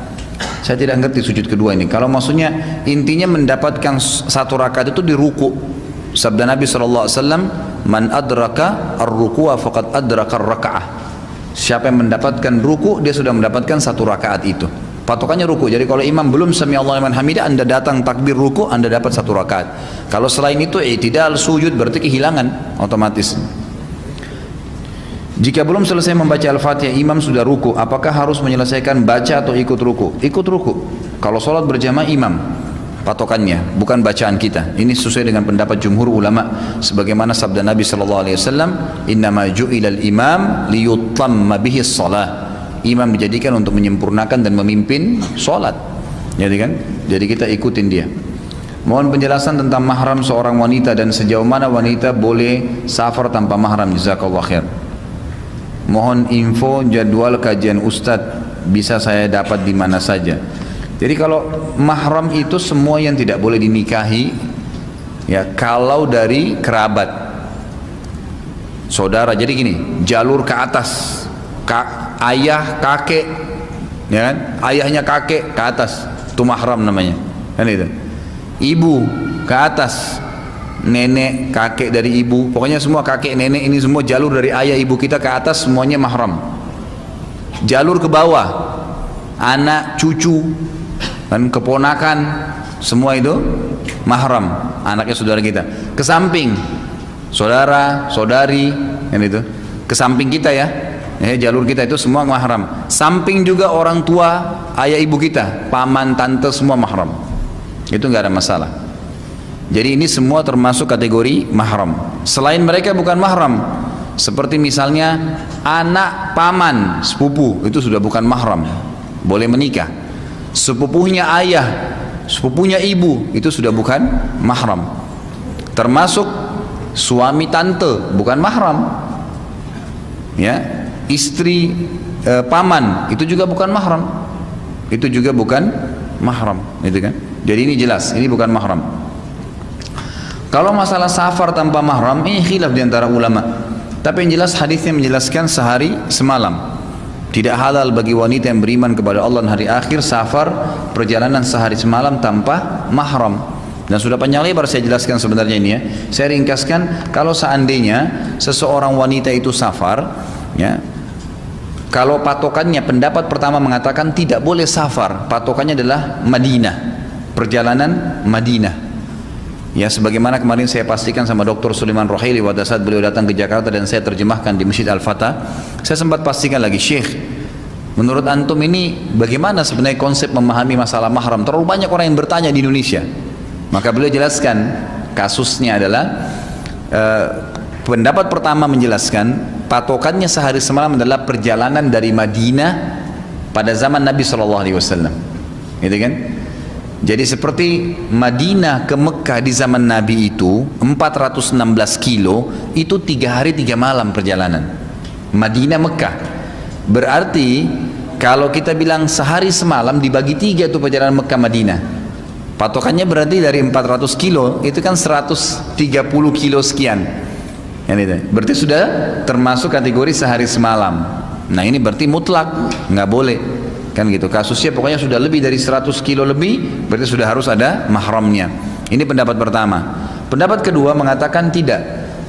Sehari semalam ini diambil makna sebenarnya sehari semalamnya, terlepas daripada fasilitas yang dipakai. Kasus misal Jakarta Surabaya di zaman sekarang bukan kayak dulu. Jakarta Surabaya kan tuh 600 kilo lebih kalau nggak salah ya. Kalau lurus aja jalannya itu 600 kiloan gitu kan. Kalau lewat darat, cuma kan memang kita masih banyak melewatin kota-kota kalau lewat darat intinya. Itu berarti sudah lebih dari jarak Madinah Mekah gitu kan. Tetapi patokannya adalah bukan jarak Madinah Mekah, tapi patokannya lafadz hadis Nabi yang berkata memang sehari semalam. Berarti selama perjalanannya kurang dari sehari semalam, ya dia mau pakai kendaraan apapun tetap dihitung tidak apa-apa tanpa mahram. Kan itu. Jadi patokannya Jakarta Surabaya nggak ada masalah. Karena seorang wanita muslimah sekarang kalau safar dari Jakarta ke Surabaya nih, dia berangkat jam 9 pagi pesawat, tiba sana jam 10. Mungkin dia lihat ibunya lagi sakit atau ayahnya atau siapa, kemudian sore dia pulang lagi ke Jakarta. Tidak ada sesuatu yang berbahaya buat dia. Salah satu juga yang menyebabkan wanita butuh mahram itu karena keamanan. Karena keamanan, Allahu alam. Jadi bisa kembali kepada dua pendapat ini, ya tinggal Anda pilih. Apakah boleh berdoa ketika sujud terakhir dalam sholat? Berdoa dalam hati. Jangan dalam hati, berdoa benar. Ucapin, tidak ada masalah. Boleh. Sabda Nabi SAW, kalau kalian ruku agungkan Allah, kalau kalian sujud perbanyak doa. Apakah boleh ketika tasyahud akhir sebelum salam kita tambah dengan doa yang dilafadzkan? Karena saya pernah dengar dan membaca ada hadis, apakah hadisnya lemah? Hadisnya sahih. Ya, Nabi SAW membolehkan para sahabat untuk membaca doa sebelum salam. Setelah beliau mengajarkan para sahabat untuk membaca doa, gitu kan? Untuk mengajarkan para sahabat 13 macam doa sebelum salam. Lalu beliau mengatakan setelah mengajarkan para sahabat falyad'u ma yasha. Setelah itu dia boleh berdoa semaunya. Allahu alam. Jika kita punya pohon mangga misalnya dan berbuah, sebagian buah berada di dalam pekarangan rumah sendiri, sebagian lagi berada di luar pekarangan. Apakah buah yang berada di luar pekarangan itu masih milik saya atau sudah milik masyarakat umumnya? Jadi sebenarnya kalau secara hukum pohonnya, ulama fikih mengatakan pohonnya pemilik rumah dan dia lebih berhak terhadap buah itu. Dia lebih berhak ya. Artinya kalau dia mau petik ya haknya dia. Ya kan itu. Dari sisi pohonnya. Tapi buahnya yang sudah keluar itu sudah halal kalau diambil oleh orang lain. Kalau keluar dari tempat dia. Allahu alam. Ini yang lebih rajih pendapat ulama karena sudah dianggap keluar dari pekarangan dia, gitu kan. Apakah ada sunnahnya saat kita beramal kita barengin dengan berdoa meminta sesuatu yang kita inginkan? Boleh saja. Abdullah bin Abbas radhiyallahu anhu, beliau kadang-kadang kalau merasa masalahnya tidak selesai, beliau bersedekah lalu berdoa dengan Allah SWT. Itu disebutkan dalam riwayat yang sahih. Jadi boleh saja. Karena dalam hadis kan jelas ya, as-sadaqatu tudfi'u ghadabur rahman. Sedekah bisa meredam murkahnya Allah. Apakah ada lebaran anak yatim? Apakah benar lebaran anak yatim itu diciptakan atau dibuat oleh orang Syiah? Enggak ada sama sekali lebaran anak yatim. Dari mana ini? Ya. Tidak pernah ada lebaran khusus anak yatim. Lebaran untuk semua umat Islam, gitu kan? Kalau saya tahu memang betul itu dibuat oleh orang-orang Syiah dengan supaya mengemas kesannya itu bisa merayakan sesuatu di tanggal 10 Muharram. Ya, lalu dihubungkanlah acaranya itu dengan kasus memukul-mukul diri atau menyesali tentang kematiannya Husain radhiyallahu anhu. Kan gitu. Padahal sebenarnya Orang-orang Syiah banyak nggak paham sejarah gitu. Yang membunuh Husain radhiyallahu anhu itu, ya ulama Sunni sepakat mengatakan dan mendatangkan fakta sejarahnya adalah orang-orang Syiah. Yang membunuh Husain radhiyallahu anhu adalah orang-orang Syiah. Karena yang membunuh dia itu adalah Ubaidillah, kemudian Hur, dan ada satu lagi saya lupa namanya. Ini 3 orang, tiga-tiganya ini dari kelompok Syiatu Ali, kelompoknya Ali di perang Siffin. Mereka yang menjadi penyebab matinya Husain di Karbala. Jadi ulama Sunni mengatakan bagaimana bisa orang Syiah sekarang menangis, menyalahkan orang-orang secara umum Sunni dan mengkafirkan mereka karena Husain terbunuh. Padahal orang Sunni mengatakan Husain mati syahid radhiyallahu anhu. Kan gitu. Allah ingin menggabungkan pada Husain radhiyallahu anhu kemuliaan yang banyak. Sahabat Nabi, cucu Nabi, dan mati syahid, gitu kan? Dengan hikmahnya Allah SWT. Dan yang membunuh, subhanallah, menjadi penyebab pembunuhan itu adalah tiga orang yang tiga-tiganya ini masuk dalam pasukan Ali yang dikenal dengan Syiatu Ali di perang Siffin pada saat Ali melawan Muawiyah radhiyallahu anhum ajma'in. Jadi itu jelas sekali gitu. Aneh kalau mereka sekarang malah mukul-mukul dirinya, mengatakan meminta darahnya Husain, nggak nyambung, gitu kan? Ustaz, mohon diterangkan dalil larangan sholat berjamaah di saat masih ada jamaah sholat yang belum selesai. Hadis Nabi SAW, tidak boleh ada 2 jamaah di dalam satu masjid. Jadi dilarang, nggak boleh. Makanya kalau antum masuk masjid walaupun masbuk ada jamaah di sana, sana aja ikut, nggak usah buat jamaah baru. Nggak boleh, dianjurkan untuk tetap satu jamaah saja. Bagaimana keadaan ruh seseorang yang wafat dalam keadaan memiliki hutang, tapi semasa hidupnya dia berniat untuk melunasinya, hanya saja belum mampu? Tetap dalam hadis dikatakan seseorang itu, gitu kan, tergantung dengan utangnya. Ruh seseorang tergantung dengan utangnya. Makanya ditulis wasiat, ikhwah. Ditulis wasiat, ya. Kata Nabi SAW, janganlah seseorang di antara kalian terlintas sesuatu di benaknya, artinya dia punya masalah, terutama berhubungan dengan utang. Di sini ulama hadis mengatakan maksud Nabi SAW adalah utang. Terlintas 3 hari dia punya utang, dia khawatir nggak bisa bayar, kecuali dia sudah tulis di wasiatnya. Tulis di kertas, saya punya utang sama fulan sekian. Jadi kalau meninggal keluarganya tahu. Jangan dirahasiakan, gitu kan? Sebenarnya ini berbahaya. Kalaupun kita meninggalkan harta, hartanya didahulukan membayar utang, gitu kan? Kata Allah SWT, min ba'di wasiyatin au yusina biha au dain. Jadi kalau orang mati, maka yang pertama harus dilakukan adalah membayar utangnya dulu dari harta yang dia tinggalkan, kemudian wasiat dia. Misal dia katakan wasiatnya berikan tanah ini untuk wakaf sekolah ini misalnya, atau masjid ini dan seterusnya, baru kemudian dibagi kepada ahli warisnya. Tetap aja, gitu kan, Allahu alam. Tapi ulama memberikan sebuah poin di sini. Kalau seandainya orang itu meninggal dunia dalam keadaan betul-betul dia berniat mau membayar tapi tidak sempat dia bayar, juga kerabatnya nggak ada yang tahu, atau mereka miskin tidak ada yang bisa bayar, maka la yukallifullahu nafsan illa wus'aha. Allah tidak akan bebankan seseorang melampaui kemampuannya kalau memang keadaannya benar-benar seperti itu. Saya punya adik laki-laki yang sangat nakal dan sering marah jika diberi nasihat oleh orang tua. Tapi jika saya ajak sholat, alhamdulillah dia masih mau. Belakangan saya lihat lihat bahwa di badannya ada, saya lihat di badannya ada tato. Apakah saya tetap harus ajak dia sholat walaupun sholatnya tidak sah? Mohon petunjuk.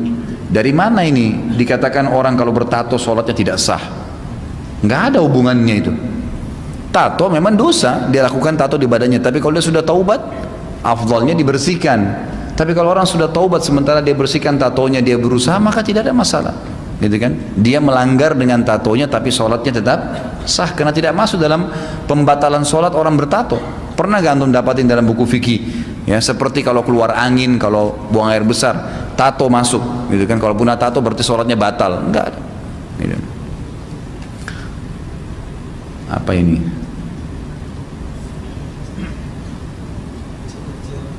Kecil-kecil dan nomornya 3, 4. Oke, anda langkain dulu ya.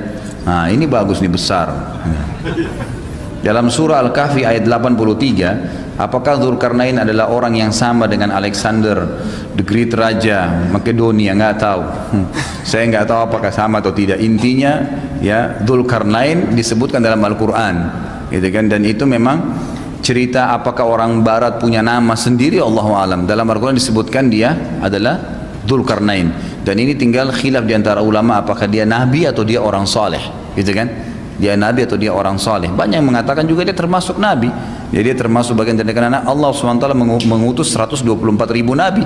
Walaupun yang wajib kita imani, yang kita hafal namanya adalah 25 nabi dan rasul, gitu. Apakah Ya'juj dan Ma'juj adalah dari golongan manusia atau jin, ataukah makhluk ciptaan Allah dari golongan lain? Dari manusia. Dari manusia. Jadi ulama sepakat mengatakan Ya'juj dan Ma'juj itu adalah golongan manusia. Itu kan sebagaimana sabda Nabi sallallahu alaihi wasallam, Ya'juj dan Ma'juj itu kan dari kalangan Bani Adam. Kan gitu. Dan mereka punya ciri-ciri seperti kita, sama Bani Adam, cuman rambutnya keriting. Ya, tidak usah lihat rambut masing-masing karena ini cuma cirinya. Kemudian matanya itu kan besar dan seperti agak keluar. Allahu a'lam, ini disebutkan dalam hadis. Ada riwayat juga mengatakan bola mata mereka besar tapi kulitnya sempit, kulitnya kecil, gitu kan. Jadi kesannya memang seperti sipit matanya. Ini beberapa riwayat menjelaskan. Kemudian mereka itu akan membuat kerusakan. Memang di zaman Dzulkarnain sudah buat kerusakan. Udah buat kerusakan. Saya sarankan penanya ini bisa beli buku judulnya Ya'juj dan Ma'juj. Memang begitu judulnya. Saya lupa penerbitnya mana, tapi itu termasuk buku yang bestseller sudah terima bahasa Indonesia. Salah satu kalau tidak salah penulisnya orang dari Mesir, dan dia memastikan kalau benteng Cina itu hasil survei dia adalah benteng tembok yang dibuat Dzulkarnain untuk menahan Ya'juj dan Ma'juj, gitu kan? Karena ciri-ciri Ya'juj dan Ma'juj ini banyak lebih cenderung secara fisikal itu seperti orang-orang yang berada di negara Cina, gitu kan. Tapi bukan kita bilang ini orang Cina ya, jangan antum kalau dari sini terus katakan orang Cina Ya'juj Ma'juj, gitu. Bukan, tapi ini ada survei beliau mengatakan seperti itu, yang itu. Jadi Ya'juj Ma'juj adalah manusia, dari manusia, dan memang mereka buat kerusakan. Mereka ini memang Allah SWT jadikan sebagai cobaan. Mereka itu tidak akan menikah dengan orang lain, kalangan manusia yang lain. Tidak menikah dengan manusia yang lain seperti kita ini.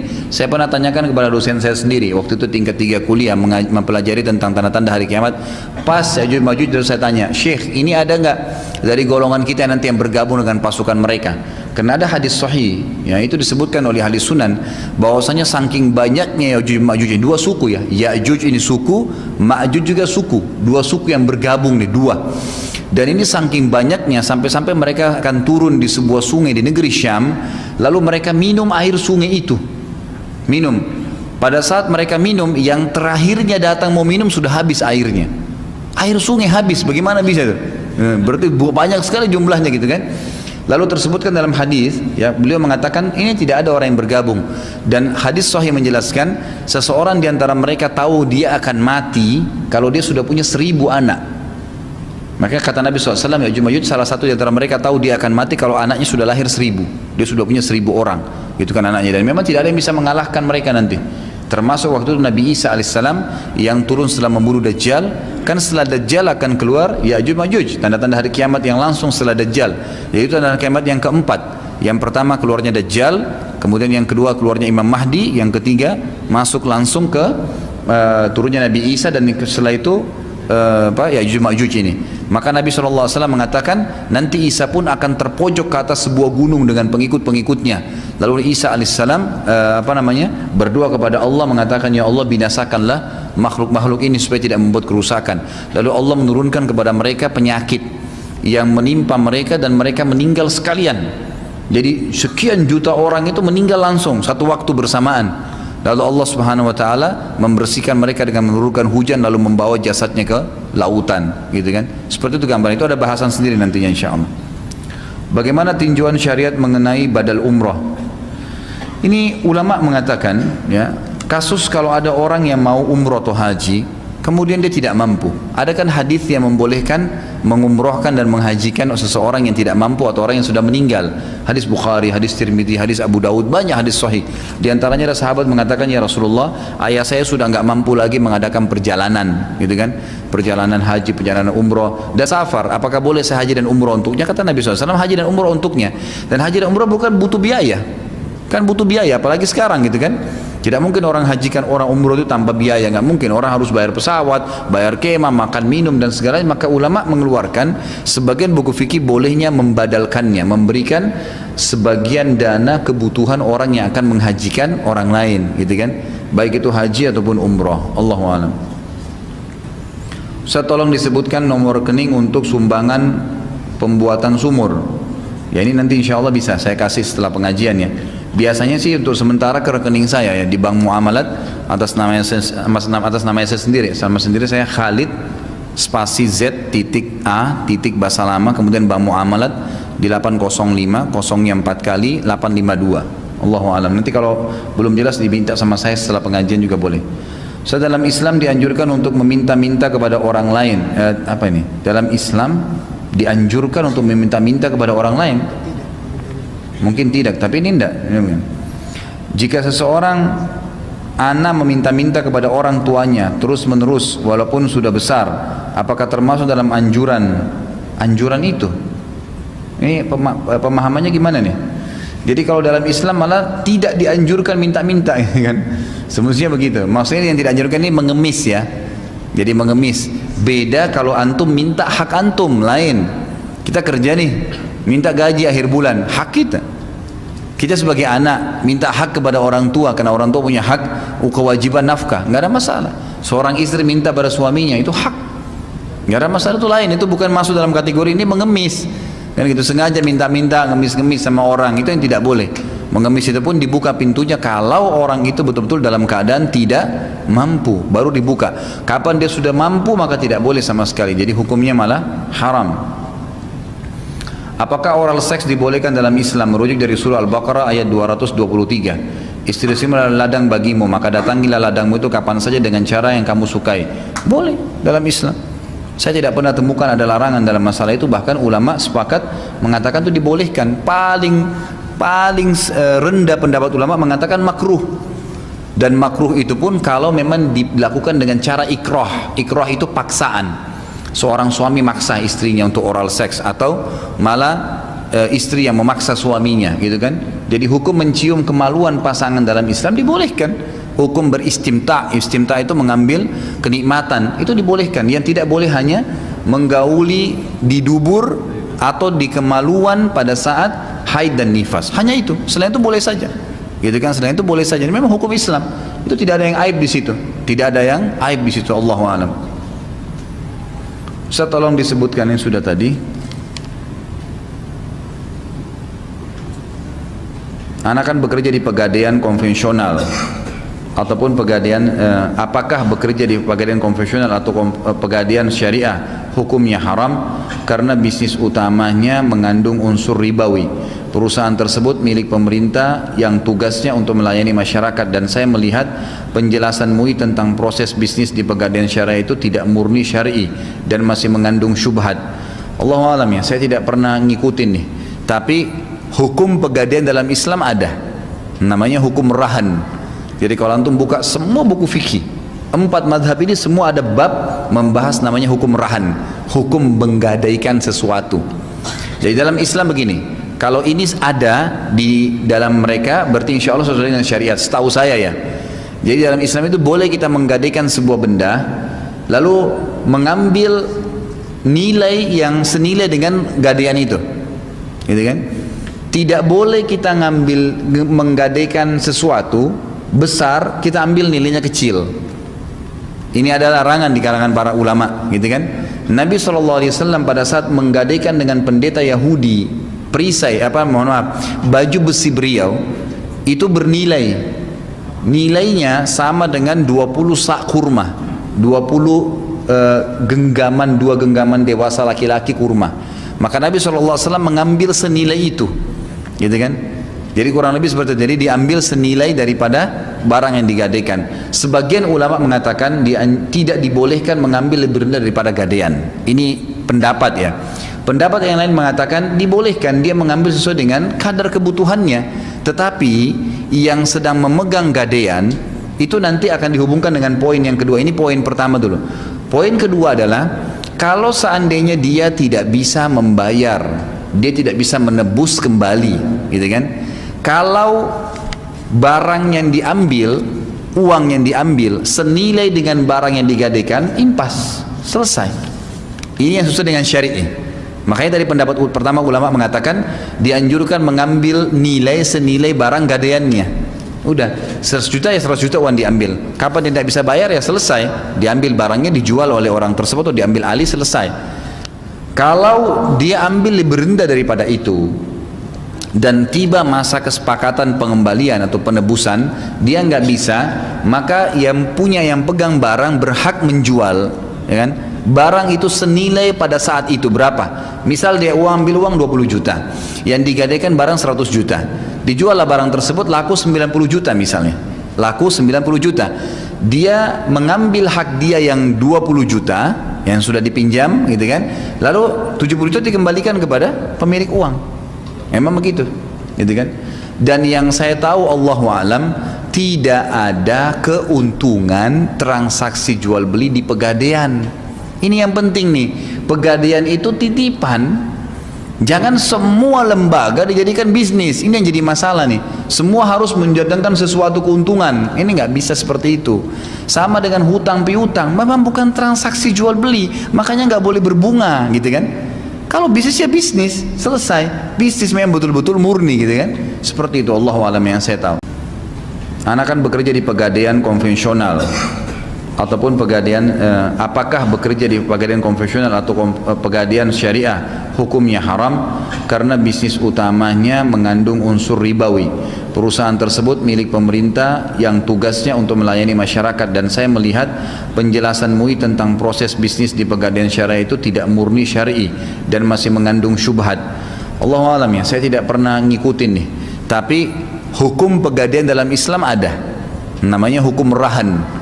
Jadi kalau antum buka semua buku fikih 4 madhab ini, semua ada bab membahas namanya hukum rahan, hukum menggadaikan sesuatu. Jadi dalam Islam begini, kalau ini ada di dalam mereka, berarti insya Allah sesuai dengan syariat, setahu saya ya. Jadi dalam Islam itu boleh kita menggadaikan sebuah benda, lalu mengambil nilai yang senilai dengan gadaian itu, gitu kan?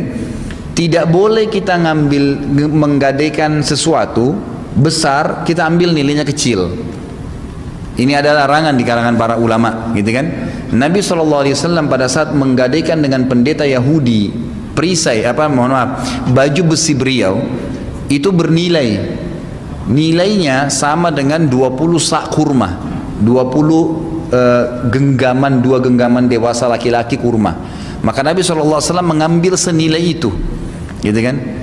Jadi kurang lebih seperti itu. Jadi diambil senilai daripada barang yang digadaikan. Sebagian ulama mengatakan tidak dibolehkan mengambil lebih rendah daripada gadaian. Ini pendapat ya.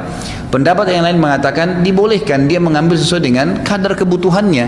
Tetapi yang sedang memegang gadaian itu nanti akan dihubungkan dengan poin yang kedua. Ini poin pertama dulu. Poin kedua adalah kalau seandainya dia tidak bisa membayar, dia tidak bisa menebus kembali, gitu kan?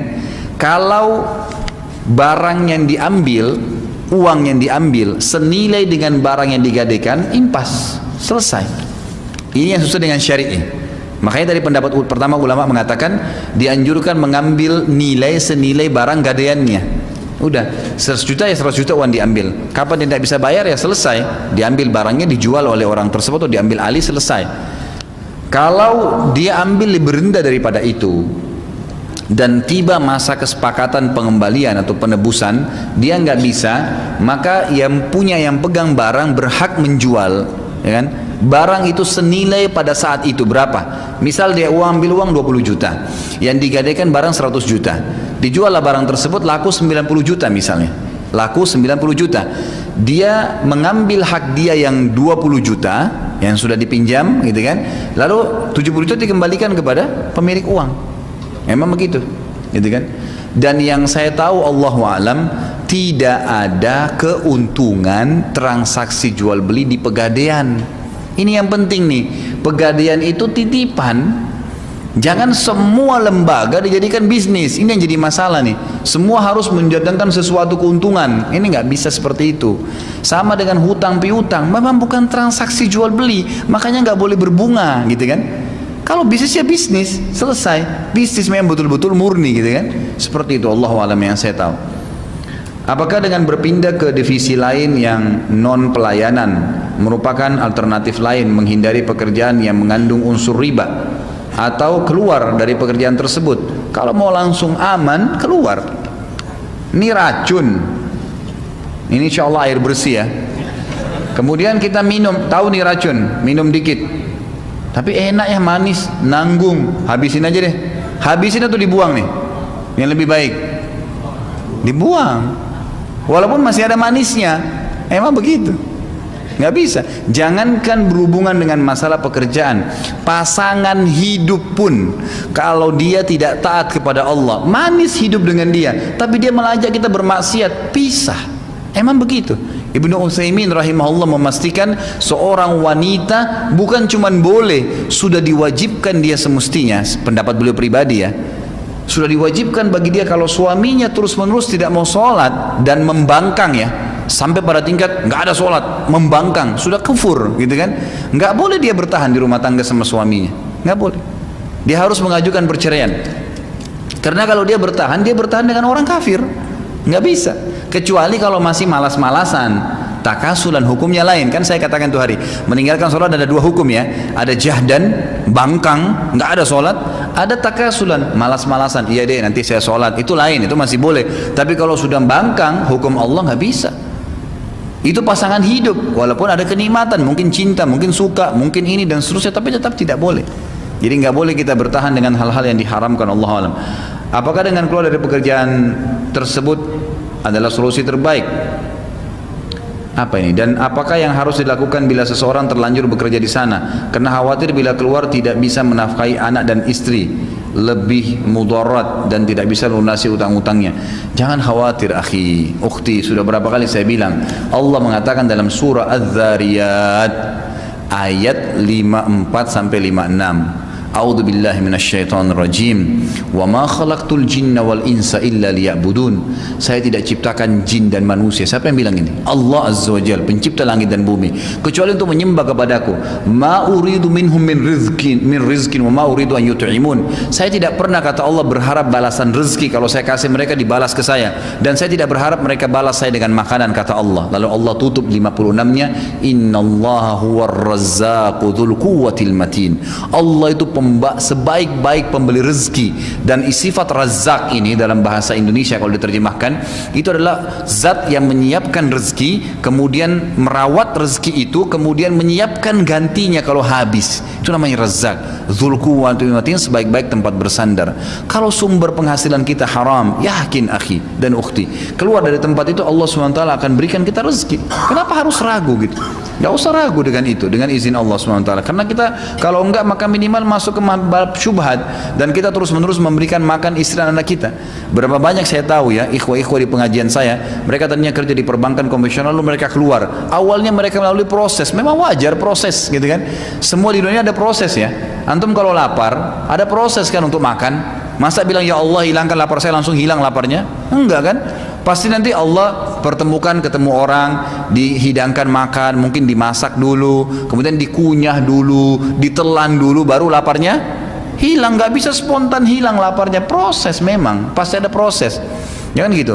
Jadi sama, kita meninggalkan hal yang haram ada prosesnya. Akan ada godaan-godaan, cobaan, nggak apa-apa, nikmatin. Allah nggak akan mungkin membuat kita meninggal. Rezeki sudah tercatat kok. Nggak usah khawatir. Kata Nabi SAW, wal arzaqu maksumah, semua rezeki sudah dibagi rata. Dalam hadis lain, pahami hadis ini, hadis riwayat Imam Ahmad dengan sanad yang sahih. Kata Nabi SAW, tidak ada jiwa yang akan meninggal dunia, nggak ada orang yang akan mati di muka bumi ini, kecuali semua rezekinya yang telah Allah catatkan akan diberikan kepadanya. Nggak ada. Ada orang subhanallah akhir hidupnya sudah tua sekali baru dapat warisan sekian banyak. Memang sudah begitu, tidak akan menghembuskan nafas kecuali rezekinya sudah dikasih semuanya. Kenapa harus ragu? Antum yang bertanya nih, pada saat masih di rahim ibu waktu kecil, pernah berpikir nggak makan dari mana? Kita cuma tahu ibu kita ngunyah setengah mati, minum setengah mati, sarinya diambil, dimasukin, kita ambil. Waktu anak-anak ngerengek-rengek bangun, tinggal sama ayah, ibu beliin saya ini, kita nggak pernah tahu ayah kita ambil atau ibu kita ambil uang dari mana. Kenapa kita langsung aja mau? Kok sekarang jadi sarjana kemudian kita ketakutan nih? Kan itu. Waktu masih anak-anak malah lebih polos. Ya. Saya bukan mengatakan Anda terjun bebas, tidak, ikhtiar. Minta kepada Allah SWT, coba melamar tempat lain, dengan izin Allah akan dibukain kok, banyak sekali. Ikhwah dan akhwat yang meninggalkan, awalnya prosesnya memang sebulan, 2 bulan, dan 6 bulan, tapi setelah itu subhanallah, alhamdulillah Ustaz, saya sudah buka usaha sendiri, walaupun cuma jual-jual ini di rumah, tapi lebih lega, banyak waktu bisa mengaji, banyak waktu bisa begini, dan penghasilannya sekarang sudah mulai menyamai gaji saya dulu. Ada setahun kemudian sudah lebih banyak dari gaji saya, ada yang buka perusahaan sendiri, dan banyak sekali. Dan subhanallah, teman-teman yang tetap ngotot dengan tempat-tempat yang haram kerja, sampai sekarang masih bergantung karena kekhawatiran yang sama, nanti mau bagaimana, nanti mau bagaimana, nanti mau bagaimana. Akhirnya kalau ajal datang mau bilang apa sama malaikat? Nanti dulu, nggak bisa gitu kan. Sebagaimana Anda tunda kerjaan, pindah, ini nggak mungkin gitu. Bagaimana jika seorang berniat beramal sambil berdagang dari barang yang didagangkannya? Apakah termasuk amal jariah? Misal ambil untung sekecil atau sewajar mungkin, bisa saja. Kalau yang saya tahu Allah alam, Abu Hanifah rahimahullah, beliau itu kalau datang orang yang mau beli kain sutra di tokohnya, kemudian orang itu mengatakan, saya tidak punya duit yang cukup untuk beli kain ini, tapi saya suka dengan kain Anda, uang saya cuma ada sekian. Udah diambil sama dia, silahkan ambil aja. Uangnya ada berapa walaupun belum sampai modalnya, nggak apa-apa, diambil sama dia. Itu dengan cara itu dia beramal jariah. Dengan cara itu dia beramal jariah. Allahu a'lam.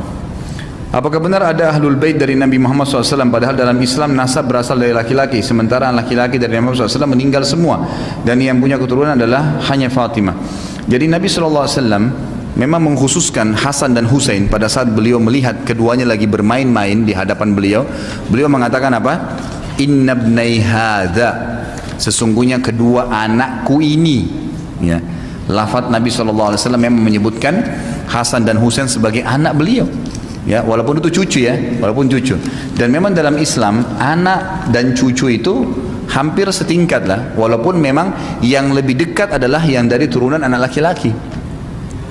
Jadi bukan berarti saya punya anak perempuan nih menikah sama laki-laki lain suku misalnya, gitu kan? Kemudian berarti anak saya sudah hilang. Enggak, tetap aja dinisbatkan, oh kakeknya dari ibunya ini, ya kan gitu, tetap aja begitu. Walaupun memang jalur yang ditulis adalah tulisan manusia, jalur nasab itu dikatakan dari ayahnya, tapi tetap saja punya hubungan, gitu kan. Allah alam. Yang saya tahu itu karena Nabi SAW mengatakan ithrati itu jagalah hubungan, jagalah keturunanku. Nabi SAW perintahkan dalam hadis riwayat Imam Muslim itu kita seluruh menghormatin mereka, Allah alam. Tapi tentu di sini menghormati adalah mendahulukan mereka dalam hal-hal pelayanan, gitu kan, dalam hal-hal yang positif lah, ya. Ya, kita menghormati mereka tapi tidak melampaui batas, bukan seperti keadaan kita sekarang terlalu berlebihan, airnya diminum bekasnya, mungkin berlebihan disakralkan, akhirnya dianggap lebih baik daripada Nabi SAW. Ini semua tidak benar, karena Nabi sendiri tidak pernah melakukan hal-hal yang seperti itu, gitu kan. Saya punya dua pertanyaan Ustaz, jika berkenan mohon dijawab. Saya adalah nasabah dari salah satu bank konvensional. Selama ini saya hanya menggunakan rekening hanya untuk menerima uang transfer dari orang tua saat saya kuliah. Tidak ada bunga atau tambahan saldo selama ini ke rekening saya. Malah saldo saya yang berkurang terkena potongan tiap bulannya. Apakah saya termasuk ke dalam riba? Karena dulu saya tidak paham paketnya saat membuat rekening sekitar 5 tahun lalu, ya. Seandainya saya harus ganti rekening, bank mana yang bebas dari riba? Apakah dalam satu organisasi terdapat defisit dalam sebuah acara? Baik, ini yang pertama dulu, ya. Kalau bank konvensional nggak ada keraguan tentang ribanya, nggak bisa. Mau dari sudut mana antum cari halalnya? Bank riba, jelas sistem ribawi. Dan MUI juga Indonesia sudah mengeluarkan fatwa tentang riba. Tapi orang bebas saja, silahkan kalau anda mau tetap berjalankan. Yang jelas sudah diketahui hukumnya. Dan orang-orang bank konvensional pun tahu kalau ini adalah riba. Makanya mereka buat buat lagi divisi tentang syariah. Bukan syariah lagi sendiri, gitu kan. Saya waktu itu pernah haji beberapa tahun lalu dengan salah satu, kalau tidak salah, pokoknya salah satu bank konvensional yang terbesar di Indonesia, ya. Itu punya penghasilan banyak dan dia sempat datang dan hanya dia ngobrol sama beberapa jamaah tentang masalah perbankan dan saya sempat berikan masukan supaya dia hijrah minimal ke divisi syariahnya, gitu.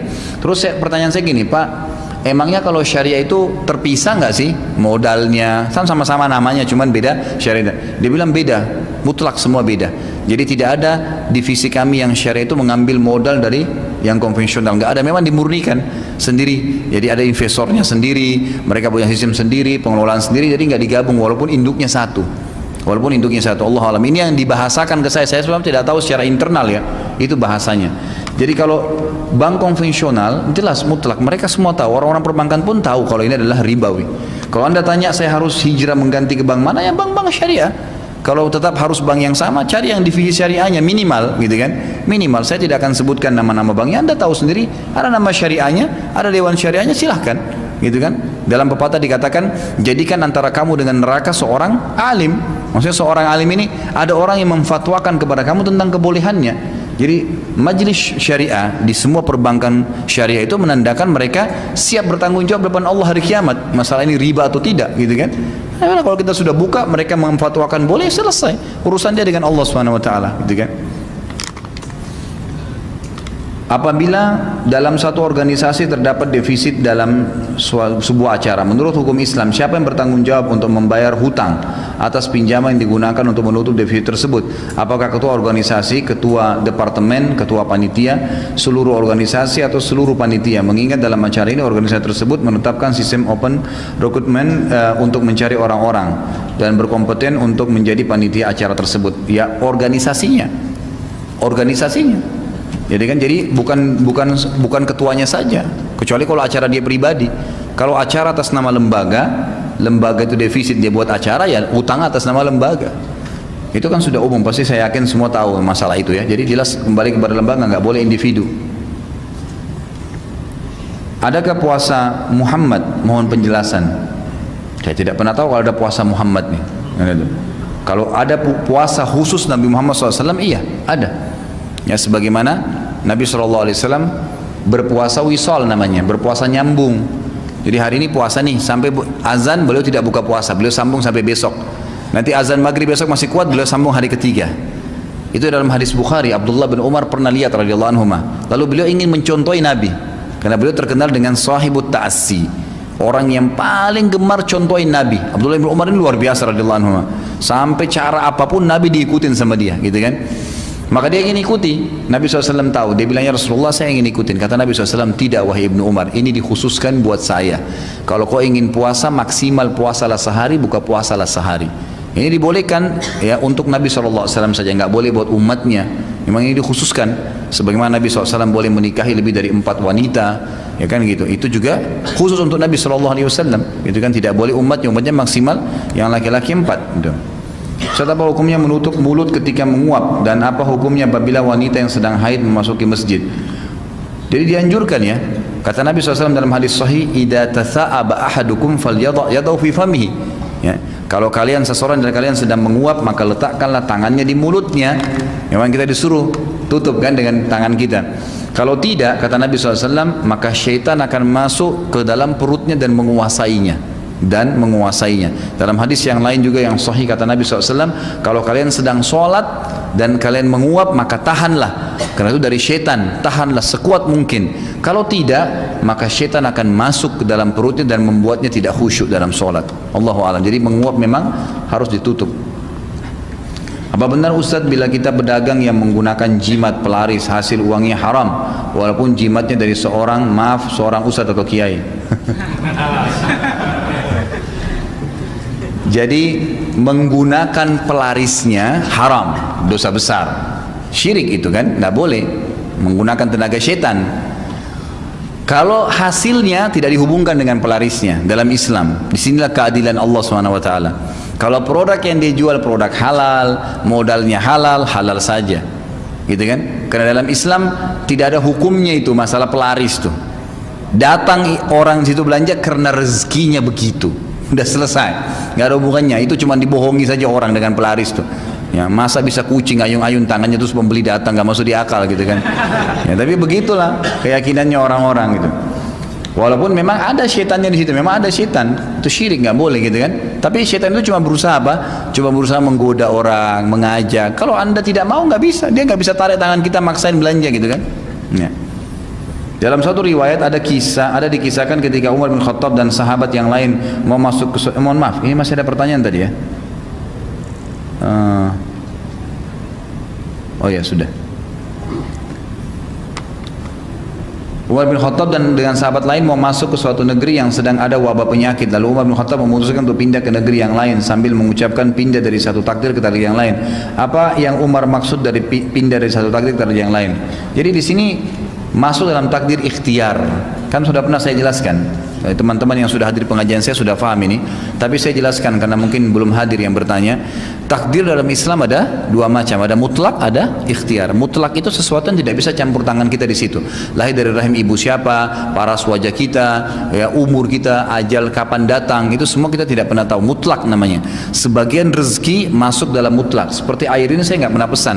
Dikasih pengurus saya minum. Itu rezeki saya mutlak. Udara yang kita hirup itu semua juga mutlak. Kemudian ada ikhtiar. Ikhtiar ini berhubungan dengan af'alul ibad, perilaku manusia sehari-hari. Makan, minum, tidur, bergaul, menikah. Jodoh itu takdir ikhtiar. Ya gitu. Itu semua ikhtiar. Berarti ikhtiar kita, ikhtiar dia. Nah, Umar radhiyallahu anhu waktu mau masuk ke sebuah wilayah ada penyakit taun. Taun ini penyakit yang memang kata Nabi SAW, kalau kalian dengarkan taun di satu tempat, gitu kan, maka jangan kalian masuk. Tapi kalau kalian berada di sebuah wilayah sudah ada taunnya, jangan kalian keluar. Sabarlah. Memang dalam hadisnya dikatakan orang yang meninggal karena taun ini maka meninggal mati syahid. Ya, sebagian ulama mengatakan ini kusta, gitu kan. Ini penyakit kusta yang sudah parah ya, yang memang menular atau sampai anggota tubuhnya ada yang mengering dan kemudian terjatuh dari tubuhnya dan seterusnya seperti itu. Dan di sini waktu itu Umar bin Khattab mau masuk, orang-orang di sekitar pasukannya mengatakan, wahai Amir Mu'minin, kita kalau masuk sini ini ada taun, ada penyakit itu.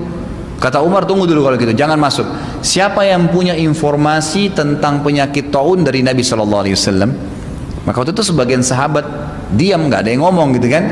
Ada satu sahabat yang datang mengatakan, wahai Amir Mu'minin, masuk aja. Kenapa takut? Itu kan penyakit Allah kasih, kalau kita kena ya kena, kalau sabar, kalau enggak ya enggak usah, gitu kan. Kata Umar, tidak, Anda lari dari takdir Allah. Kata Umar, tidak, saya menghindar dari takdir Allah ke takdir Allah yang lain. Maksudnya apa? Allah masih berikan saya pilihan kok, saya kan bisa masuk bisa tidak, ikhtiar kan. Air ini bisa saya minum bisa tidak kan, iya kan. Seseorang di antara anda sini yang hadir bisa pergi bisa duduk, ikhtiar. Kalau anda duduk, malaikat rakib tetap catat pahalanya. Anda bubar, berhenti catatan pulpennya, gitu kan? Selesai. Jadi ikhtiar kita sendiri. Makan, minum, tidur, bergaul, menikah, semua termasuk. Sama dengan sebagian rezeki yang kita coba kembangkan. Seseorang rezekinya mutlak sudah ada dari dia lahir, tapi dia ingin kembangin, dia ingin capai sarjana, dia ingin punya titel lebih tinggi, dia ingin membuka cabang-cabang usahanya banyak, berarti dia mengambil rezeki yang ikhtiar. Ya, seperti pernah saya jelaskan, rezeki itu sebuah pohon, seperti sebuah pohon, ada buah yang bergeletakan yang semua orang bisa ngambil, ada buah yang kita harus naik tangga, naik ke atas untuk ambil, gitu kan, dipetik.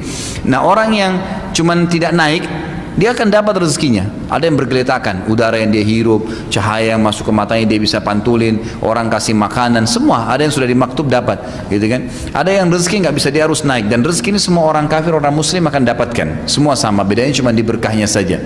Jadi itu masuk dalam takdir ikhtiarnya, takdir ikhtiar ya. Bolehkah air zam-zam dimasak untuk bikin teh? Sudah tadi. Dalam keadaan masih punya wudhu tapi makan, dan setelah makan langsung sholat tanpa mengambil wudhu lagi, bagaimana hukumnya? Enggak ada masalah. Makan tidak membatalkan sholat kecuali anda makan daging unta. Itu memang ada hadisnya sendiri, gitu kan. Waktu Nabi SAW makan dengan beberapa sahabat daging unta, lalu beliau mengatakan, siapa yang telah memakan daging hewan ini, maka sebaiknya dia berwudhu, gitu kan. Jadi ulama sepakat mengatakan makan daging unta baru batal wudhunya, kalau enggak ya enggak, gitu kan.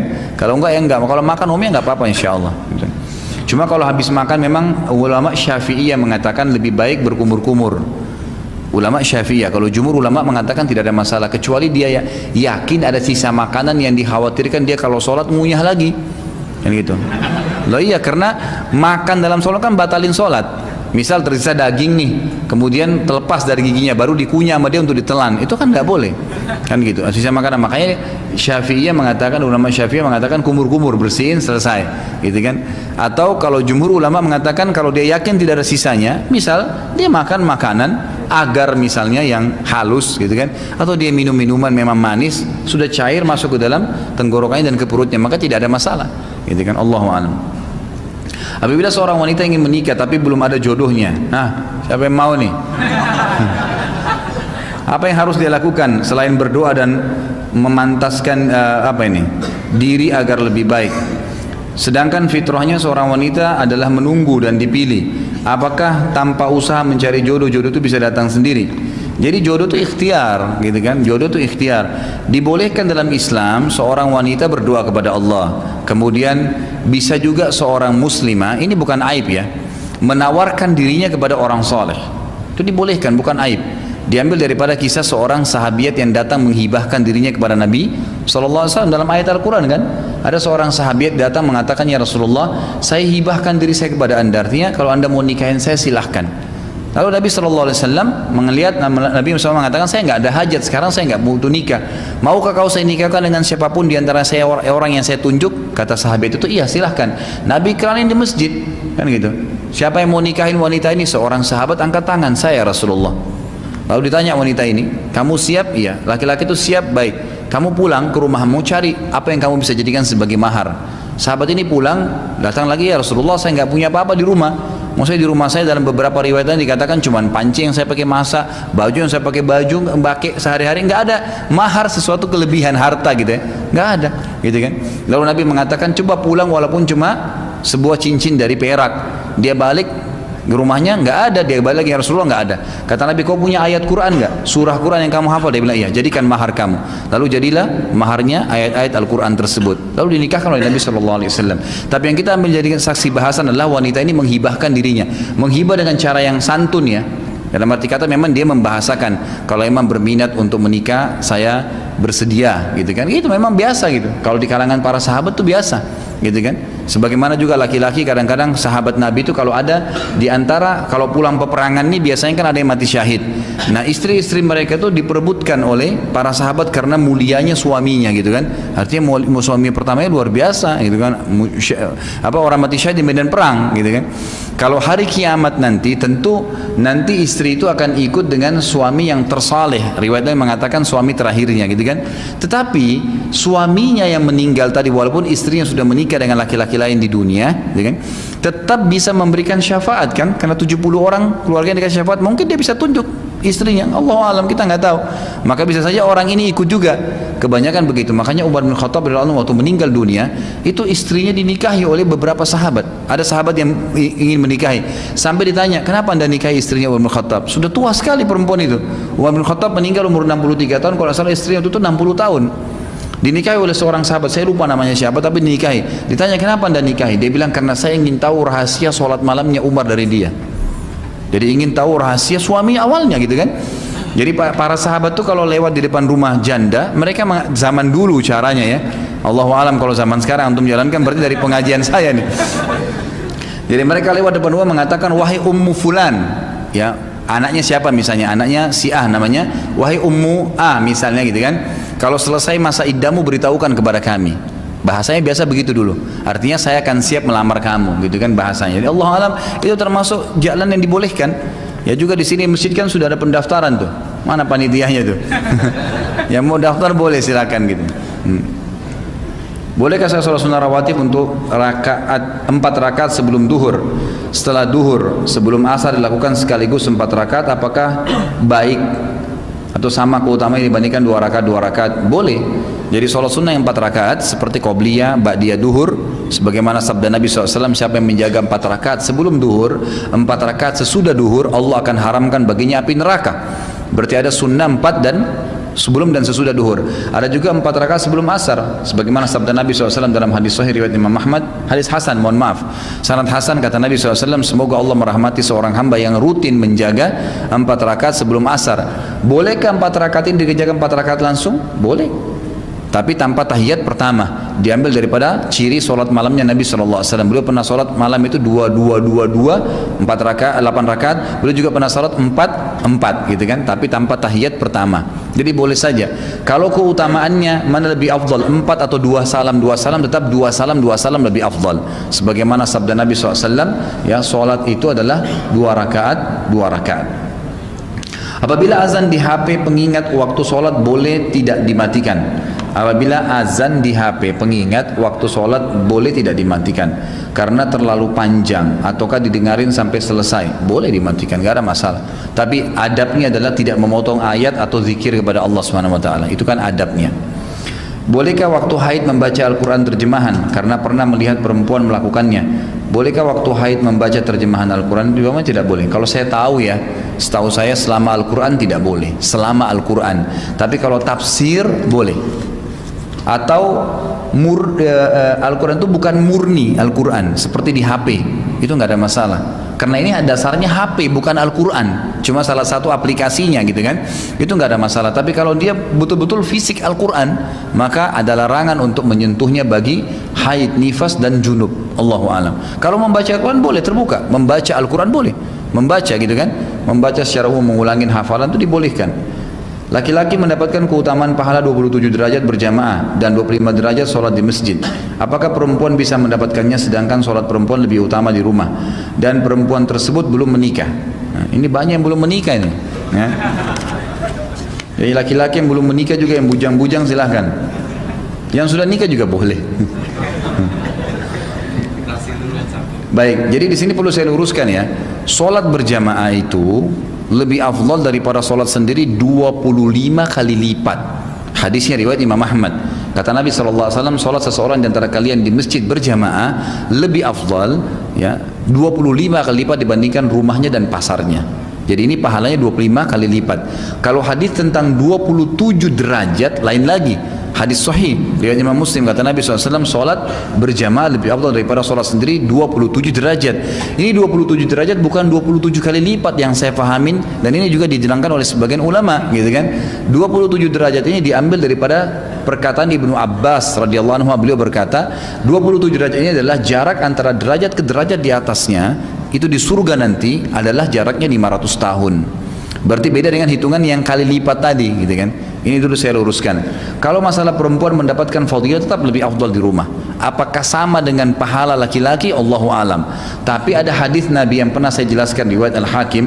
Kata Nabi SAW dalam hadis, seorang sahabat bertanya, Rasulullah, kalian laki-laki sholat berjamaah di masjid, kalian mengantar jenazah, kalian mencari nafkah buat kami, dan kalian berjihad di jalan Allah. Sementara kami perempuan mencuci baju kalian, memasak buat kalian, mengurus anak kalian, dan ya menjadi tempat syahwat kalian, gitu kan? Jadi sahabat ini bertanya nih, laki-laki sama perempuan beda gitu kan? Apakah pahala kami sama pahala kalian sama? Lalu Nabi SAW menghadap kepada sahabat laki-laki berkata, ada enggak pertanyaan dalam Islam yang lebih penting daripada ini?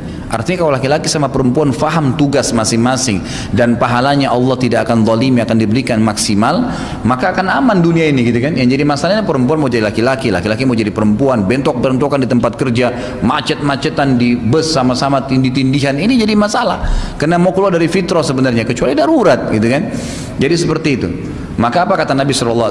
Pulanglah dan sampaikan kepada seluruh wanita yang kau temui kalau pahala kalian sama. Maka para ulama mengatakan, mungkin kalaupun wanita tidak mendapatkan 27 derajat karena berjamaah di masjid ya, laki-laki, kalau dia tidak dapat teman berjamaahnya di rumah. Karena kalau dia dapat teman berjamaahnya, misal suaminya jadi imam kembali, atau dia punya anak laki-laki atau anak perempuan atau pembantunya diajak sholat sama-sama, atau saudarinya atau tantenya atau orang tuanya diajak berjamaah sama dia sholat, maka dapat 27 derajat dan dapat juga 25 kali lipat karena berjamaah kan.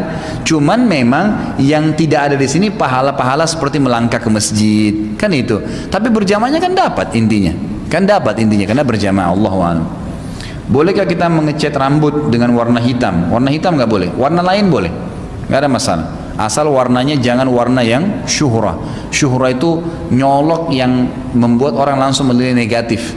Misalnya ada orang rambut warna biru atau kuning gitu kan. Apa maksudnya ini sesuatu yang melampaui batas. Tapi kalau ke warna merah, ya mungkin kuningnya ke coklat-coklatan yang lembut, itu tidak ada masalah. Karena Abdullah bin Umar radhiyallahu anhu pernah memiliki jenggot. Beliau masih muda, umurnya masih muda, masih ya umur mungkin belum 30 tahun. Itu ada jenggotnya berwarna putih. Lalu kata Nabi SAW disuruh isbiq itu disuruh gunakan kalau kita sekarang itu daun pacar ya. Yang dipakai itu warnanya kemerah-merahan agar tidak kelihatan jenggot putihnya sementara dia masih muda gitu kan. Tetapi perlu juga diketahui kalau seandainya punya rambut putih dalam Islam ini fadilah.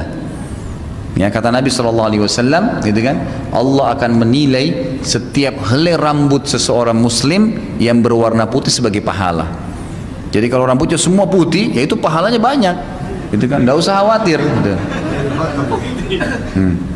Apakah benar tata cara pernikahan syari ini itu pengantin wanita tidak boleh ditampilkan di depan bersama dengan pengantin laki-laki seperti selama ini terjadi di masyarakat? Sebenarnya kalau boleh tidak boleh khilaf di antara ulama.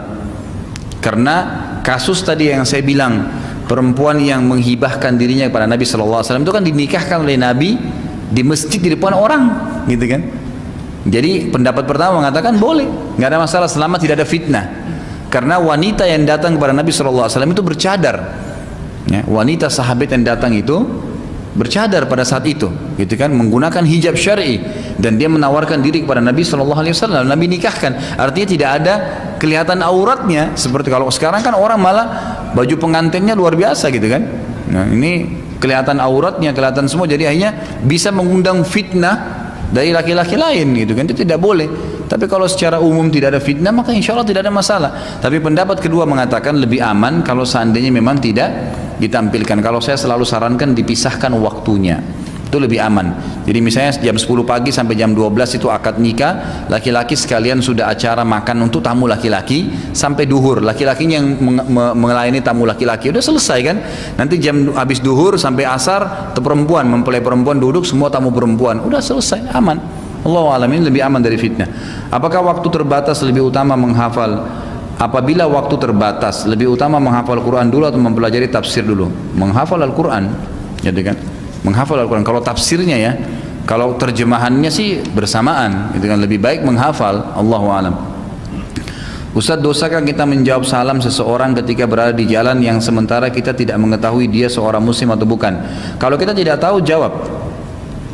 Misalnya kita tahu ini muslim atau bukan, dia bilang assalamualaikum, jawab waalaikumsalam warahmatullahi wabarakatuh.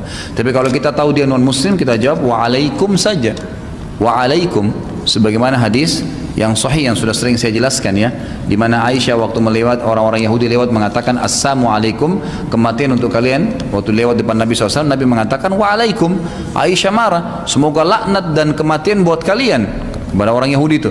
Kata Nabi SAW, pelan-pelan wahai Aisyah, gak usah emosional. Kata Aisyah, ya Rasulullah, tidak anda dengar apa yang mereka bilang? Mereka bilang assalamualaikum, assam, bukan assalam. Assalam kan keselamatan, assam kematian. Kata Nabi SAW, apa kau tidak dengar apa yang sudah saya jawab? Saya sudah bilang waalaikum dan untuk kalian. Artinya kan gitu, waalaikum dan untuk kalian. Doa kita kepada Allah untuk mereka diterima, doa mereka kepada Allah untuk kita tidak diterima. Selesai. Jadi kalau orang non muslim pasti tetap kita jawab waalaikum, jangan diam, gitu kan, tetap jawab waalaikum.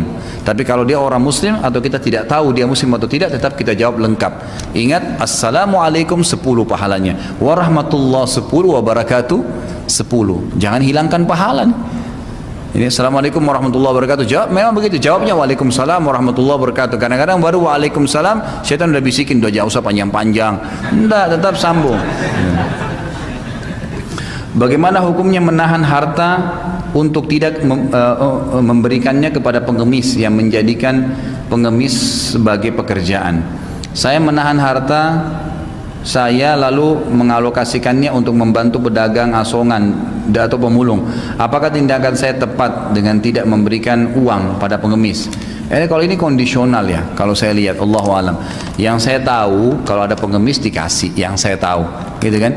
Masalah nanti mana lebih baik, saya kasih pengemis yang datang minta-minta depan rumah saya atau nanti saya kasih pedagang asongan? Kalau saya, saran saya dua-duanya dikasih. Berapa yang kita mau kasih pengemis itu dan berapa yang kita mau kasih modal ke asongan, kan pasti beda.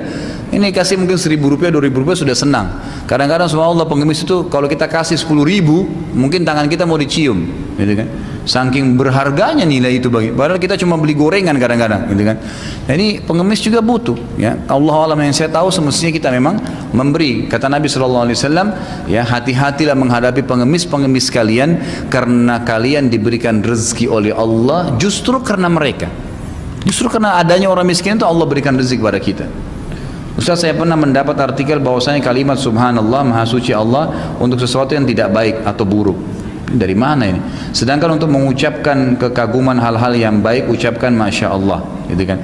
Benarkah Ustaz? Setahu saya tidak, ya. Saya tahu saya tidak, ya. Seperti misalnya subhanalladzi asra bi abdihi laila minal masjidil haram. Apa itu buruk? Gitu kan? Segala puji bagi Allah yang telah menjalankan hambanya di surah Isra, kisah Isra Mi'raj, dari Masjid Haram ke Masjid Aqsa. Kan tidak mungkin. Ini kan dikatakan kalau subhanallah untuk buruk, keliru dong, kan gitu. Berarti bukan, tidak mungkin. Sama, jadi semuanya baik insya Allah. Masya Allah, ya, subhanallah itu semua sama. Bagaimana pandangan agama terkait dengan topik bahasan dilarang menahan air dikaitkan dengan posisi kedudukan perusahaan PAM negara, karena masyarakat diminta untuk berlangganan dan membayarnya, padahal itu milik Allah. Kan perusahaan negara kan merapikan, disaring, kan ada saringannya supaya layak konsumsi. Maukah anda sekarang minum air langsung dari sungai yang orang baru habis buang air besar? Coba, PAM kan datang membersihkan itu kan gitu. Jadi nggak ada masalah, gitu kan? Karena kita ada biaya, digaji orang di sana, gitu kan? Kemudian memang dibersihkan supaya layak konsumsi, itu nggak ada masalah. Allah. Dapatkah kita meraih ridha Allah sementara tanpa sadar kita sering mendolimi orang lain? Misalnya tidak taatnya kita di jalan raya dan sering membahayakan pengguna jalan lainnya. Ridha Allah masuk ke dalam semua lini kehidupan kita. Banyak substansialnya ya. Kita baru bakti sama orang tua nih, baru beliin makanan, gitu kan? Kita bakti, dapat pahala. Ridha Allah ada di situ kan? Nyata kita keluar ugal-ugalan di jalanan, ya dosa di situ. Tidak ada hubungannya. Jadi ridha Allah di masing-masing perilaku kita, gitu kan? Allah SWT Maha Adil. Ingat selalu contoh ini ya, camkan selalu contoh ini supaya tidak pernah lupa. Jadi pertanyaan seperti ini terjawab selalu. Kalau ada wanita masuk masjid, dia terlihat auratnya, pakai rok pendek misalnya, tidak pakai jilbab. Kemudian masuk masjid bawa mukena, waktu mau sholat tutup rapat semua. Sholat Allah Akbar, sahkah sholatnya? Sah. Allah Maha Adil. Dia berdosa dengan buka aurat di luar masjid, tapi sholatnya waktu itu tutup aurat, kecuali kalau dia kelihatan auratnya dalam sholat baru batal, gitu kan? Allah mengadili seseorang itu sesuai dengan masing-masing substansial kehidupannya, gitu kan? Makanya dalam sehari itu bersaing antara dosa dengan amal soleh seseorang. Ustaz, mohon penjelasan bagaimana sikap saya ketika ingin berinfak di sisi lain keluarga sangat membutuhkan sekali atau keluarga fakir. Apakah saya harus mengutamakan kebutuhan amal infak atau mendahulukan keluarga? Dua-duanya akhi, jangan selalu bingung di masalah seperti ini. Infakkan semampunya. Kata Nabi SAW waktu ditanya apa itu afdal sadaqah, afdal infak yang bisa dikeluarkan, kata Nabi SAW, engkau mengeluarkan sadaqah pada saat kamu lagi susah dan kamu lagi programin untuk menjadi orang kaya. Itu afdal sadaqah. Justru pada saat itu paling afdal. Sedekah kan semampunya. Kebutuhan keluarga saya 500 ribu per bulan. Saya mampu infak 10 ribu rupiah. Masa nggak bisa infak 10 ribu atau 5 ribu atau 1000, 100 rupiah deh. Yang penting ada infaknya. Karena infak ini penyebab dibukakan rezeki. Bukan berarti kita suruh infakkan semua 500 ribu, enggak, gitu kan. Ustaz, bagaimana cara mendiagnosa rezeki? Mana yang termasuk rezeki karena ridha Allah, mana yang istidraj? Kalau istidraj itu adalah kelihatan dari seseorang yang suka bermaksiat atau orang kafir. Kata Nabi SAW begini, istidraj itu. Istidraj ini istilah tahapan azabnya Allah kepada seseorang, itu namanya istidraj, gitu kan? Kalau seseorang itu sedang bermaksiat, kata Nabi SAW, kalau kau lihat orang sedang bermaksiat kepada Allah, kafir atau orang muslim lebih banyak maksiatnya, lalu melimpah nikmat padanya, justru pada saat dia makin banyak maksiatnya, makin melimpah nikmatnya, maka itu adalah istidraj, itu adalah tahap azab. Memang Allah sedang ingin menghukum dia. Itu pemahamannya. Tapi kalau orang umum saja, kita lagi bekerja nih, kemudian dapat rezeki, gitu kan? Itu bukan istidraj. Nggak ada, kecuali kalau anda memang ahli maksiat, kemudian memang makin membeludak ya, makin banyak sekali rezeki, itu baru masuk istidraj. Ustaz, siapakah Syekh Abdul Azzam yang sebenarnya pimpinan mujahidin yang sudah meninggal? Allahu alam, yang saya tahu beliau doktor dari Mesir, ya, Abdullah Azzam namanya. Abdullah Azzam itu dulu waktu zaman ya masih ribut perang antara Rusia sama Rusia dengan mujahidin di Afghanistan, dia dulu pernah ikut perang dan dia terbunuh mati syahid pada saat semoga syahid, gitu kan, Allahu alam. Tapi kalau masalah pribadi saya tidak kenal beliau, saya tidak tahu, gitu kan. Tapi beliau memang terkenal pada saat itu paling banyak memotivasi anak-anak muda di Mesir, di Saudi untuk datang ikut jihad di Afghanistan waktu zaman itu. Tapi Allah alam, semoga Allah ampuni kalau beliau punya salah, dan semoga Allah SWT juga menerima syahadah beliau, ya. Bagaimana hukumnya dalam Islam jika ada seseorang yang menjual tanahnya di luar harga yang wajar dikarenakan dia tahu tanah tersebut akan digunakan untuk pembangunan kepentingan umum, misal jalan tol, PLTU dan seterusnya. Orang bebas menjual semaunya. Anda punya produk beli 1000 rupiah mau dijual 100 juta, bolehkah? Boleh dalam Islam. Kalau laku, asal laku silahkan, gitu kan. Nenek saya sedang menahan harta rumah waris peninggalan kakek saya dan tidak ridho jika menjual rumah tersebut lalu membagi sesuai dengan hukum faraid, karena beliau yakin dulu membeli rumah tersebut menggunakan duitnya sebagian. Jadi kalau dia memang yakin ada duitnya dipakai, orang ini terlepas daripada nenek anda atau orang lain, intinya dia harus diperkirakan harta dia berapa di situ dan dia keluarkan, ya. Misal dulu rumah ini dibeli 100 juta, sekarang nilainya rumah ini sudah 1 miliar, gitu kan.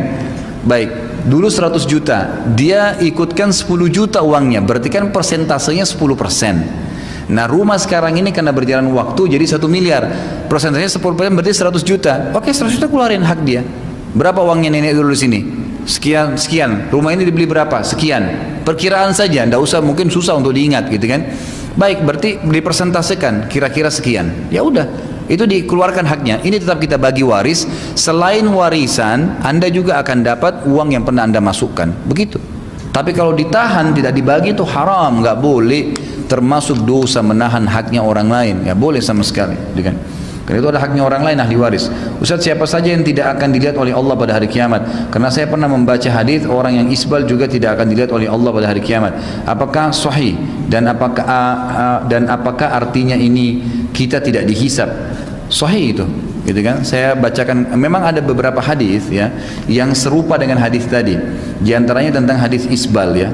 Kalau memang ada teman-teman yang pegang buku dosa-dosa besar itu ada di orang-orang yang menggunakan celana di bawah mata kaki ya.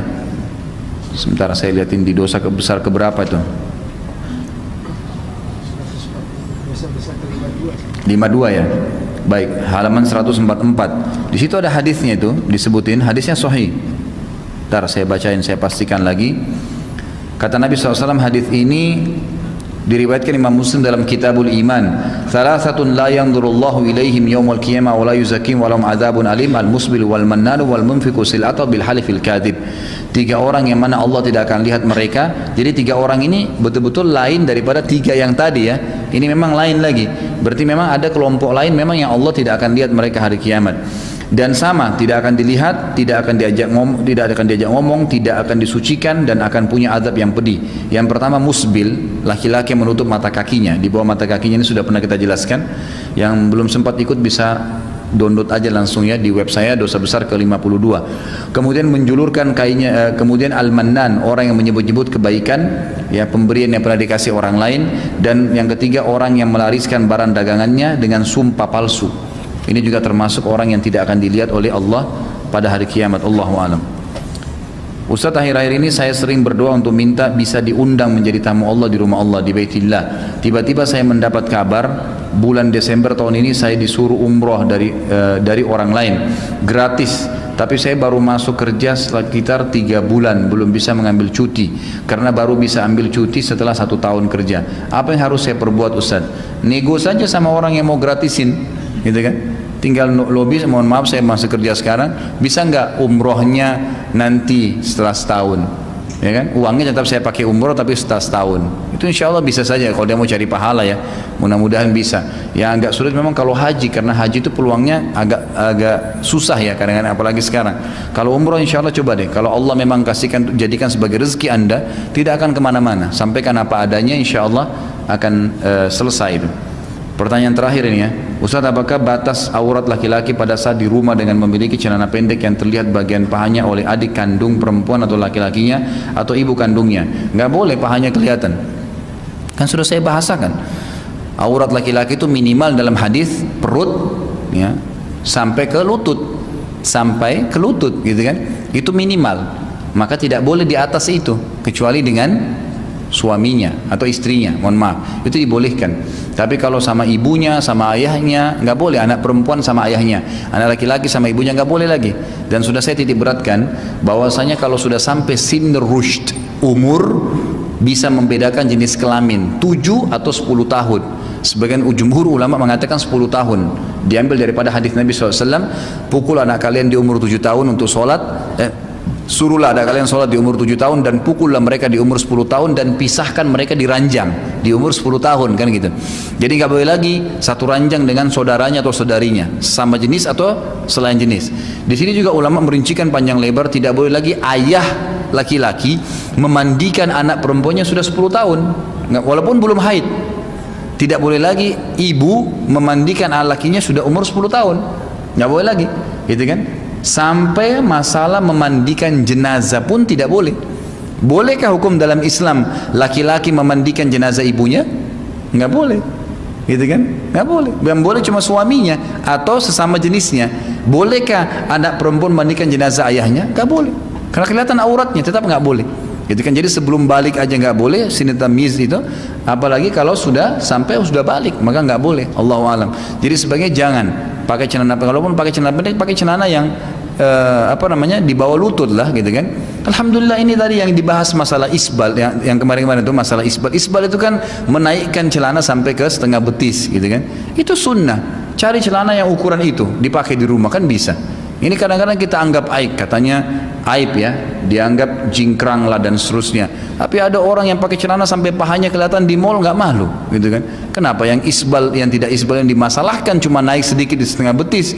Ada orang sampai lutut, sampai pahanya itu tidak dipermasalahkan, gitu kan?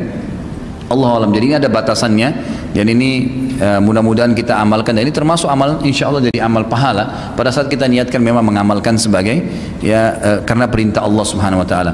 Mungkin sampai situ dulu. Kalau ada benar dari Allah, kalau ada salah dari saya mohon dimaafkan. Subhanakallahumma bihamdika asyhadu an la ilaha illa anta astaghfiruka wa atubu ilaik. Wassalamualaikum warahmatullahi wabarakatuh.